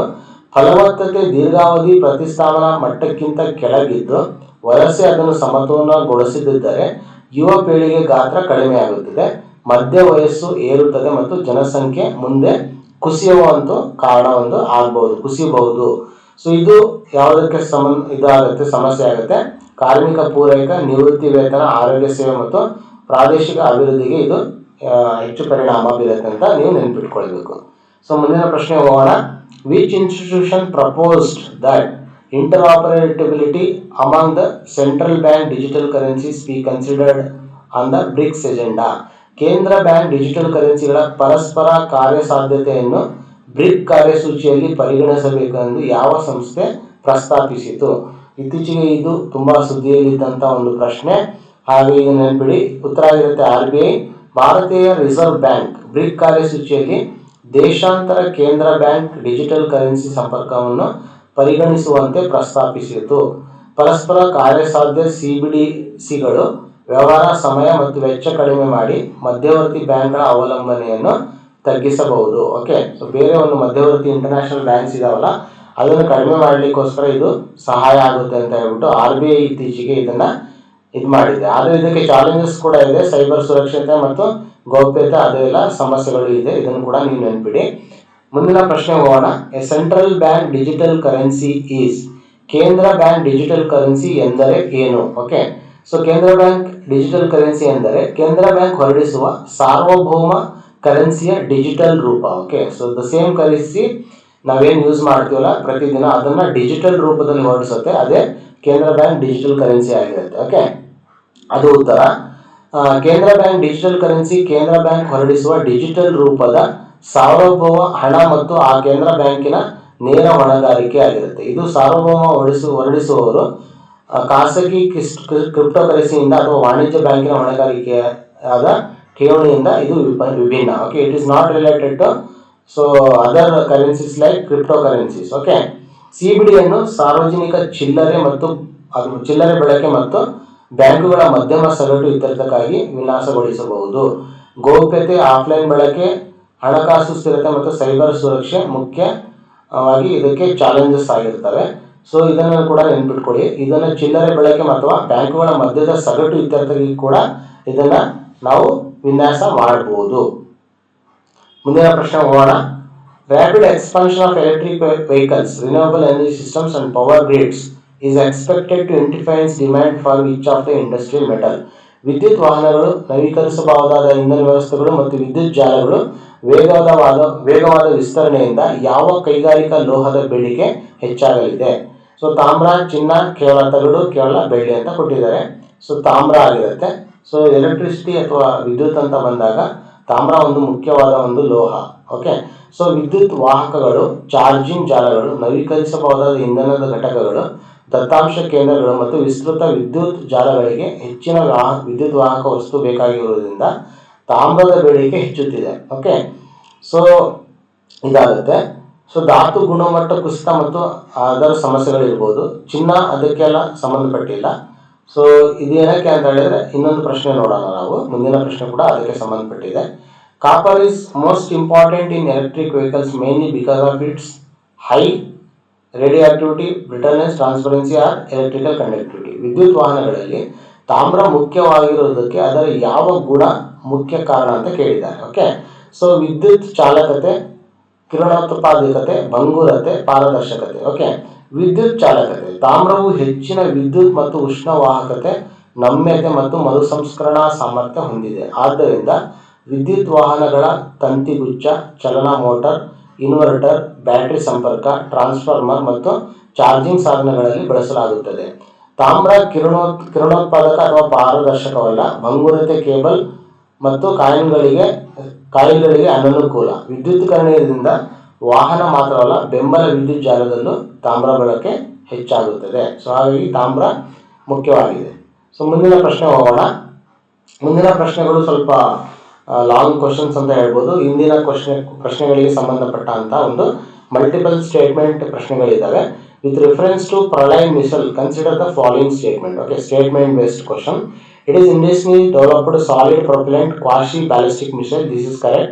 It uses advanced guidance and navigation system for high precision strikes. It is designed exclusive for the launch from the submarine. Okay, Pralay ಕ್ಷಿಪಣಿಗೆ ಸಂಬಂಧಿಸಿದಂತೆ ಕೆಳಗಿನ ಹೇಳಿಕೆಗಳನ್ನು ಪರಿಗಣಿಸಿ ಅಂತ ಕೇಳಿದ್ದಾರೆ. ಇದು ದೇಶೀಯವಾಗಿ ಅಭಿವೃದ್ಧಿಪಡಿಸಲಾದ ಘನ ಇಂಧನದ ಅರೆ ಬ್ಯಾಲಿಸ್ಟಿಕ್ ಕ್ಷಿಪಣಿಯಾಗಿದೆ. ಹೆಚ್ಚಿನ ನಿಖರತೆ ದಾಳಿಗಾಗಿ ಉನ್ನತ ಮಾರ್ಗದರ್ಶನ ಮತ್ತು ನ್ಯಾವಿಗೇಷನ್ ವ್ಯವಸ್ಥೆಯನ್ನು ಬಳಸುತ್ತದೆ. ಇದನ್ನು ಕೇವಲ ಜಲಾಂತರ್ಗಾಮಿಗಳಿಂದ ಉಡಾಯಿಸಲು ವಿನ್ಯಾಸಗೊಳಿಸಲಾಗಿದೆ. ಸೊ ಇದು ರಾಂಗ್ ಆಗಿರುತ್ತೆ ಸ್ಟೇಟ್ಮೆಂಟು. ಹಾಗಾಗಿ ಸರಿಯಾದ ಉತ್ತರ ಆಗಿರುತ್ತೆ 1 ಮತ್ತು 2. ಓಕೆ, ಸೊ ಇದನ್ನು ನೆನಪಿಟ್ಕೊಳ್ಳಿ. ಮುಂದಿನ ಪ್ರಶ್ನೆ ನೋಡೋದಾದ್ರೆ, ಭಾರತದ 4 ಕಾರ್ಮಿಕ ಸಂಹಿತೆಗಳಿಗೆ ಸಂಬಂಧಿಸಿದಂತೆ ಕೆಳಗಿನ ಜೋಡಿಗಳನ್ನು ಪರಿಗಣಿಸಿ. So consider the following pairs relating to the India's 4 labour codes. Okay, ವೇತನ ಸಂಹಿತೆ ತಳಮಟ್ಟದ ವೇತನ ಮತ್ತು ಕನಿಷ್ಠ ವೇತನಕ್ಕೆ ಸಂಬಂಧಪಟ್ಟಿದೆ. ಕೈಗಾರಿಕಾ ಸಂಬಂಧಗಳ ಸಂಹಿತೆ ಕಾರ್ಮಿಕ ಸಂಘಗಳು ಮತ್ತು ಕೈಗಾರಿಕಾ ವಿವಾದಗಳಿಗೆ ಸಂಬಂಧಪಟ್ಟಿದೆ. ಸಾಮಾಜಿಕ ಭದ್ರತಾ ಸಂಹಿತೆ ಗಿಗ್ ಮತ್ತು ವೇದಿಕೆ ಕಾರ್ಮಿಕರ ಸಾಮಾಜಿಕ ಭದ್ರತಾ ನಿಬಂಧನೆಗಳನ್ನು ಅದಕ್ಕೆ ಸಂಬಂಧಪಟ್ಟಿದೆ. ಉದ್ಯೋಗ ಸುರಕ್ಷತೆ ಆರೋಗ್ಯ ಮತ್ತು ಕೆಲಸದ ಪರಿಸ್ಥಿತಿಗಳ ಸಂಹಿತೆ ಕಾರ್ಯಸ್ಥಳದ ಸುರಕ್ಷತೆ ಮತ್ತು ಕೆಲಸದ ಪರಿಸ್ಥಿತಿಗಳಿಗೆ ಸಂಬಂಧಪಟ್ಟಿದೆ. ಸೊ 4 ಜೋಡಿಗಳು ಸರಿಯಾಗಿದೆ ಅಂತ ಕೊಟ್ಟಿದ್ದಾರೆ. ಸೊ ಇದನ್ನು ಕೂಡ ನೀವು ನೆನಪಿಟ್ಕೊಳ್ಳಿ, ಯಾವ ಒಂದು ಕೋರ್ಸ್ ಯಾವ್ಯಾವುದಕ್ಕೆ ಸಂಬಂಧಪಟ್ಟಿದೆ ಅಂತ. ಮುಂದಿನ ಪ್ರಶ್ನೆ ಹೋಗೋಣ. ಭಾರತದ ಜನಗಣತಿ ಕಾರ್ಯಾಚರಣೆಗಳಿಗೆ ಸಂಬಂಧಿಸಿದಂತೆ ಹೇಳಿಕೆಗಳನ್ನು ಪರಿಗಣಿಸಿ. ಸೊ 1ನೇ ಹೇಳಿಕೆ ಆಗಿರುತ್ತೆ, ಮನೆಪಟ್ಟು ಮತ್ತು ವಸತಿ ಜನಗಣತಿಗಳಲ್ಲಿ ಕಟ್ಟಡಗಳು, ಜನಗಣತಿ ಮನೆಗಳು ಮತ್ತು ಕುಟುಂಬಗಳನ್ನು ವ್ಯವಸ್ಥಿತವಾಗಿ ಗುರುತಿಸಲಾಗುತ್ತೆ. ಇದು ಕರೆಕ್ಟ್ ಇರುತ್ತೆ. ಜನಸಂಖ್ಯಾ ಗಣತಿಯಲ್ಲಿ ವ್ಯಕ್ತಿಗಳ ಜನಸಾಂಖ್ಯಿಕ ಸಾಮಾಜಿಕ ಮತ್ತು ಆರ್ಥಿಕ ವಿವರಗಳನ್ನು ದಾಖಲಿಸಲಾಗುತ್ತದೆ. ಅದು ಕೂಡ ಕರೆಕ್ಟ್ ಇರುತ್ತೆ. ಜನಸಂಖ್ಯಾ ಗಣತಿಯನ್ನು ಮನೆಪಟ್ಟಿ ಮತ್ತು ವಸತಿ ಜನಗಣತಿಗೂ ಮೊದಲೇ ನಡೆಸಲಾಗುತ್ತದೆ. ಇದು ರಾಂಗ್ ಆಗಿರುತ್ತೆ. ಸೊ ಹಾಗಾಗಿ ಉತ್ತರ ಆಗಿರುತ್ತೆ 1 ಮತ್ತು 2. ಓಕೆ, ಸೊ ಮುಂದಿನ ಪ್ರಶ್ನೆ, ಆದಿತ್ಯ L1 ಮಿಷನ್ಗೆ ಸಂಬಂಧಿಸಿದಂತೆ ಕೆಳಗಿನ ಹೇಳಿಕೆಗಳನ್ನು ಪರಿಗಣಿಸಿ. ಇದು ಸೂರ್ಯ ಭೂಮಿ L1 ಬಿಂದುವಿನ ಸುತ್ತ ಹ್ಯಾಲೋ ಕಕ್ಷೆಯಲ್ಲಿ ಕಾರ್ಯನಿರ್ವಹಿಸುತ್ತದೆ. ನಾವು ಆಲ್ರೆಡಿ ನೋಡಿದ್ವಿ, ಇದು ಸ್ಟೇಟ್ಮೆಂಟ್ ಕರೆಕ್ಟ್ ಇದೆ. ಈ ಸ್ಥಾನವು ನಿಯಮಿತ ಮರೆಮಾಚಿಕೆ ಮತ್ತು ಅಥವಾ ಗ್ರಹಣಗಳಿಲ್ಲದೆ ಸೂರ್ಯವನ್ನು ಬಹುತೇಕ ನಿರಂತರವಾಗಿ ವೀಕ್ಷಿಸಲು ಅನುಕೂಲವಾಗುತ್ತದೆ. ಇದು ಕೂಡ ಕರೆಕ್ಟ್ ಇರುತ್ತೆ. 3ನೇ ಒಂದು ಸ್ಟೇಟ್ಮೆಂಟ್, ಇದರಲ್ಲಿರುವ 7 ಪೇಲೋಡ್ಗಳೆಲ್ಲವೂ ದೂರ ಸಂವೇದಿ ಉಪಕರಣಗಳಾಗಿವೆ. ಸೊ ಅದು ರಾಂಗ್ ಸ್ಟೇಟ್ಮೆಂಟ್ ಇರುತ್ತೆ, ಅದನ್ನು ನೀವು ನೋಡ್ಕೊಳ್ಳಿ. ಮುಂದಿನ ಪ್ರಶ್ನೆ ಹೋಗೋಣ. ಭಾರತದ ಡಿಜಿಟಲ್ ರೂಪಾಯಿ ಮತ್ತು UPIಗೆ ಸಂಬಂಧಿಸಿದಂತೆ ಕೆಳಗಿನ ಹೇಳಿಕೆಗಳನ್ನು ಪರಿಗಣಿಸಿ. ಈ ರೂಪಿಯನ್ನು ಭಾರತದ ರಿಸರ್ವ್ ಬ್ಯಾಂಕ್ ಹೊರಡಿಸುತ್ತದೆ ಮತ್ತು ಅದು ಕೇಂದ್ರ ಬ್ಯಾಂಕಿನ ಹೊಣೆಗಾರಿಕೆಯಾಗಿದೆ. Correct statement. UPI ಒಂದು ಪಾವತಿ ವ್ಯವಸ್ಥೆಯಾಗಿದ್ದು ಸ್ವತಃ ಸಾರ್ವಭೌಮ ಕರೆನ್ಸಿ ಅಲ್ಲ. ಇದು ಕೂಡ ಕರೆಕ್ಟ್ ಆಗಿರುತ್ತೆ. ಈ ರೂಪಿನ ಪ್ರತಿಯೊಂದು ವರ್ಗಾವಣೆಯು ಕಡ್ಡಾಯವಾಗಿ ಬಳಕೆದಾರರ ಬ್ಯಾಂಕ್ ಖಾತೆಯ ಮೂಲಕವೇ ಸಾಗಬೇಕು. ಇದು ರಾಂಗ್ ಆಗಿರುತ್ತೆ. ಸೊ ಹಾಗೇನಿರೋದಿಲ್ಲ. ಓಕೆ, ಸೊ ಇಲ್ಲಿ ಪ್ರತಿಯೊಂದು ವರ್ಗಾವಣೆಯು ಬಳಕೆದಾರರ ಬ್ಯಾಂಕ್ ಖಾತೆಯ ಮೂಲಕ ಸಾಗಬೇಕೆಂದಿಲ್ಲ. ನಿಯಂತ್ರಿತ ಮಧ್ಯವರ್ತಿಗಳು ನೋಂದಣಿ ಮತ್ತು ವ್ಯಾಲೆಟ್ ಸೇವೆ ಕೂಡ ನೀಡಬಹುದು. ಸೊ ಇದು ಕೂಡ ಒಂದು ಇಂಪಾರ್ಟೆಂಟ್ ಇರುತ್ತೆ. ಸೊ ಇದನ್ನು ನೆನಪಿಟ್ಕೊಳ್ಳಿ, ಇದು ಕೂಡ ತುಂಬ ಇಂಪಾರ್ಟೆಂಟ್ ಒಂದು ಪ್ರಶ್ನೆ. ಮುಂದಿನ ಪ್ರಶ್ನೆ ನೋಡೋಣ. ಸಂರಕ್ಷಿತ ಪ್ರದೇಶಗಳ ಸುತ್ತಲಿನ ಪರಿಸರ ಸೂಕ್ಷ್ಮ ವಲಯಗಳಿಗೆ ಸಂಬಂಧಿಸಿದಂತೆ ಕೆಳಗಿನ ಹೇಳಿಕೆಗಳನ್ನು ಪರಿಗಣಿಸಿ. ಅವು ಸಂರಕ್ಷಿತ ಪ್ರದೇಶಗಳ ಸುತ್ತ ಪರಿವರ್ತನಾ ವಲಯ ಅಥವಾ ಆಘಾತ ಶಮನ ವಲಯಗಳಾಗಿ ಕಾರ್ಯನಿರ್ವಹಿಸಲು ಉದ್ದೇಶಿಸಲ್ಪಟ್ಟಿವೆ. ಸೊ 1 ಸರಿಯಾಗಿದೆ. ಅವು ಪ್ರತಿಯೊಂದು ಮಾನವ ಚಟುವಟಿಕೆಯಲ್ಲೂ ಮೇಲೂ ಸಂಪೂರ್ಣ ಅಥವಾ ಏಕರೂಪ ನಿಷೇಧ ವಿಧಿಸುತ್ತವೆ. ಇದು ರಾಂಗ್ ಸ್ಟೇಟ್ಮೆಂಟ್. ಓಕೆ, ಸೊ ಸ್ಥಳ ನಿರ್ದಿಷ್ಟ ಅಗತ್ಯಗಳಿಗೆ ಅನುಗುಣವಾಗಿ ಚಟುವಟಿಕೆಗಳನ್ನು ನಿಷೇಧಿತ, ನಿಯಂತ್ರಿತ ಅಥವಾ ಉತ್ತೇಜಿತ ಎಂದು ವರ್ಗೀಕರಿಸಬಹುದು. ಇದು ಕರೆಕ್ಟ್ ಸ್ಟೇಟ್ಮೆಂಟ್. ಸೊ ಹಾಗಾಗಿ ಈ ಪ್ರಶ್ನೆಯ ಉತ್ತರ ಆಗಿರುತ್ತೆ 1 ಮತ್ತು 3. ಓಕೆ, ಮುಂದಿನ ಪ್ರಶ್ನೆ ನೋಡೋಣ. ಬ್ಲೂ ಫ್ಲಾಗ್ ಕಾರ್ಯಕ್ರಮಕ್ಕೆ ಸಂಬಂಧಿಸಿದಂತೆ ಕೆಳಗಿನ ಹೇಳಿಕೆಗಳನ್ನು ಪರಿಗಣಿಸಿ. ಅರ್ಹ ಕಡಲ ತೀರಗಳು, ಮರೀನಾ ಬಂದರುಗಳು ಮತ್ತು ಪ್ರವಾಸೋದ್ಯಮ ದೋಣಿಗಳಿಗೆ ಮಾನ್ಯತೆ ನೀಡುತ್ತದೆ. ಸೊ ಸರಿಯಾಗಿದೆ. ಅದರ ಮಾನದಂಡಗಳಲ್ಲಿ ನೀರಿನ ಗುಣಮಟ್ಟ, ಪರಿಸರ ಶಿಕ್ಷಣ, ನಿರ್ವಹಣೆ, ಸುರಕ್ಷತೆ ಮತ್ತು ಪ್ರವೇಶ ಸೌಲಭ್ಯ ಸೇರಿವೆ. ಕರೆಕ್ಟ್ ಆಗಿದೆ. ಒಮ್ಮೆ ಮಾನ್ಯತೆ ದೊರೆತ ನಂತರ ಅದು ಶಾಶ್ವತವಾಗಿದ್ದು ನಿರಂತರ ಅನುಸರಣೆ ಅಗತ್ಯವಿಲ್ಲ ಎಂಬುದು ತಪ್ಪಾಗಿದೆ. ಓಕೆ, ಸೊ ಇದನ್ನು ನೆನಪಿಟ್ಕೊಳ್ಳಿ ಬ್ಲೂ ಫ್ಲಾಗ್ ಬಗ್ಗೆ. ಮುಂದಿನ ಪ್ರಶ್ನೆ ಹೋಗೋಣ. ನಿಪಾ ವೈರಸ್ ಸೋಂಕಿಗೆ ಸಂಬಂಧಿಸಿದಂತೆ ಕೆಳಗಿನ ಹೇಳಿಕೆಗಳನ್ನು ಪರಿಗಣಿಸಿ ಅಂತ ಕೇಳಿದ್ದಾರೆ. ಟೆರಾಪ್ಟಸ್ ಗುಂಪಿನ ಹಣ್ಣು ತಿನ್ನುವ ಬಾವಲಿಗಳನ್ನು ಸ್ವಾಭಾವಿಕ ಅತಿಥೇಯಗಳೆಂದು ಇದು ಗುರುತಿಸಲಾಗಿದೆ. ಸೋಂಕಿತ ವ್ಯಕ್ತಿಯೊಂದಿಗೆ ನಿಕಟ ಸಂಪರ್ಕದಿಂದ ಮಾನವನಿಂದ ಮಾನವಿಗೆ ಸೋಂಕು ಹರಡಬಹುದು. ಸೊ ಇದು ಕೂಡ ಸರಿಯಾಗಿದೆ. ಸೋಂಕಿತ ಸೊಳ್ಳೆಗಳ ಕಚ್ಚುವಿಕೆಯಿಂದ ಇದು ಮುಖ್ಯವಾಗಿ ಹರಡುತ್ತದೆ. ಓಕೆ, ಸೊ ಈ ಒಂದು ಡಿಸೀಸ್ ಇದೆಲ್ಲ Nipah virus is not related to so mosquitoes ಅದನ್ನು ಕೂಡ ನೀವು ಇಟ್ಕೊಂಡಿರಿ. ಸೊ ಮುಂದಿನ ಪ್ರಶ್ನೆ ಆಗಿರುತ್ತೆ ಅರಾವಳಿ ಪರ್ವತ ಶ್ರೇಣಿಗೆ ಸಂಬಂಧಿಸಿದಂತೆ. ಇದು ಗುಜರಾತಿನಿಂದ ರಾಜಸ್ಥಾನ ಮತ್ತು ಹರಿಯಾಣದ ಮೂಲಕ ದೆಹಲಿಯತ್ತ ವಿಸ್ತರಿಸಿದೆ. ಗುರು ಶಿಖರ ಇದರ ಅತ್ಯುನ್ನತ ಶಿಖರವಾಗಿದೆ. ಇದು ಕರೆಕ್ಟ್ ಇದೆ. ಥಾರ್ ಪ್ರದೇಶದಿಂದ ಮರುಭೂಮಿ ಮರಳು ಮತ್ತು ಧೂಳು ಪೂರ್ವದತ್ತ ಚಲಿಸುವುದನ್ನು ತಡೆಯುವಲ್ಲಿ ಇದಕ್ಕೆ ಪರಿಸರ ಮಹತ್ವವಿದೆ. ಇದು ಕೂಡ ಪ್ರಶ್ನೆಯ ಒಂದು ಸ್ಟೇಟ್ಮೆಂಟ್ ಕರೆಕ್ಟ್ ಆಗಿದೆ ಅರಾವಳಿ ಬಗ್ಗೆ. ಸೊ ಹಾಗಾಗಿ ಇದನ್ನು ನೆನಪಿಡಿ. ಸೊ ಮುಂದಿನ ಪ್ರಶ್ನೆ ಕೊನೆಯ ಪ್ರಶ್ನೆ ಅಂತ ಹೇಳ್ಬೋದು. Suppose global crude oil prices rise sharply while import volumes and other conditions remain unchanged, consider the following. ಜಾಗತಿಕ ಕಚ್ಚಾ ತೈಲದ ಬೆಲೆಗಳು ತೀವ್ರವಾಗಿ ಏರಿವೆ ಆದರೆ ಆಮದು ಪ್ರಮಾಣ ಮತ್ತು ಇತರೆ ಪರಿಸ್ಥಿತಿಗಳು ಬದಲಾಗಿಲ್ಲ ಎಂದು ಊಹಿಸಿ ಕೆಳಗಿನ ಹೇಳಿಕೆಗಳನ್ನು ಪರಿಗಣಿಸಿ ಅಂತ ಕೇಳಿದ್ದಾರೆ. ಆ ಒಂದು ಸಮಯದಲ್ಲಿ ಭಾರತದ ಸರಕು ಆಮದು ಬಿಲ್ ಹೆಚ್ಚಾಗುವುದು ಕರೆಕ್ಟ್ ಇದೆಯಾ? ಸೊ ಒಂದನೇ ಸ್ಟೇಟ್ಮೆಂಟ್ ಕರೆಕ್ಟ್ ಇದೆ. ಓಕೆ, ಚಾಲ್ತಿ ಕೊರತೆ ವಿಸ್ತರಿಸಬಹುದು, ಇದು ಕೂಡ ಕರೆಕ್ಟ್ ಇದೆ. ಕಚ್ಚಾ ತೈಲದ ಆಮದುಗಳನ್ನು ಪಾವತಿ ಸಮತೋಲನದ ಬಂಡವಾಳ ಖಾತೆಯಲ್ಲಿ ದಾಖಲಾಗುತ್ತದೆ. ಸೊ ಇದು ರಾಂಗ್ ಸ್ಟೇಟ್ಮೆಂಟ್ ಆಗಿರುತ್ತೆ. ಯಾಕಂತ ಹೇಳಿದ್ರೆ ಕರೆಂಟ್ ಅಕೌಂಟ್ಗೆ ಬರುತ್ತೆ ಅದು. ಓಕೆ, ಸೊ ಆ ಒಂದು ಪ್ರಶ್ನೆ ನಾವು ಮುಂಚೆನೆ ನೋಡಿದ್ವಿ. ಸೊ ಇದಿಷ್ಟು ಕೆಲವೊಂದು ಪ್ರಶ್ನೆಗಳ ಸ್ಟೇಟ್ಮೆಂಟ್ ವೈಸ್ ಹೇಳಿಕೆಯ ಆಧಾರದ ಪ್ರಶ್ನೆಗಳನ್ನ ಕೇಳಿದ್ದಾರೆ. ಸೊ ನೀವು ಎರಡೂ ರೀತಿಯ ಪ್ರಶ್ನೆಗಳಿಗೆ ನಿಮ್ಮ ಒಂದು ತಯಾರಿನ ನಡೆಸಿರಬೇಕು. ಇದಿಷ್ಟು ಇವತ್ತಿನ ಪ್ರಶ್ನೆಗಳ ಒಂದು ಉತ್ತರ ಮತ್ತು ವಿವರಣೆಗಳು. ಸೊ ಹೆಚ್ಚಿನ ಒಂದು ಪ್ರಶ್ನೆಗಳು ನಿಮಗೆ ಬೇಕಾದಲ್ಲಿ www.infiniteiasks.com ನೀವು ವಿಸಿಟ್ ಮಾಡ್ಬೋದು. ಸೊ ಈ ಒಂದು ಸರಣಿ ಮ್ಯಾರಥಾನ್ ಸೊ ಏನಿದೆಲ್ಲ ನಿಮ್ಗೆ ಇಷ್ಟ ಆಗಿದ್ರೆ ನಮ್ಮ ಒಂದು ಯೂಟ್ಯೂಬ್ ಚಾನಲ್ಗೆ ನೀವು ಸಬ್ಸ್ಕ್ರೈಬ್ ಮಾಡಬೇಕಾಗತ್ತೆ. ಸಬ್ಸ್ಕ್ರೈಬ್ ಮಾಡಿ, ಲೈಕ್ ಮಾಡಿ. ಸೊ ನಿಮ್ದು ಏನಾದರೂ ಫ್ಯೂಚರಲ್ಲಿ ಬೇರೆ ಏನಾದರೂ ಒಂದು ಇನಿಷಿಯೇಟಿವ್ಸ್ ನೀವೇನಾದರೂ ಪ್ಲಾನ್ ಮಾಡಿ ನಮಗೆ ತಂದುಕೊಡಿ ಅಂತ ಹೇಳಿದ್ರೆ ನಿಮ್ಗೆ ಅನಿಸ್ತಾ ಇದ್ರೆ ಕಮೆಂಟ್ ಕೂಡ ನೀವು ಮಾಡಿ. So thank you and all the best for your preparation.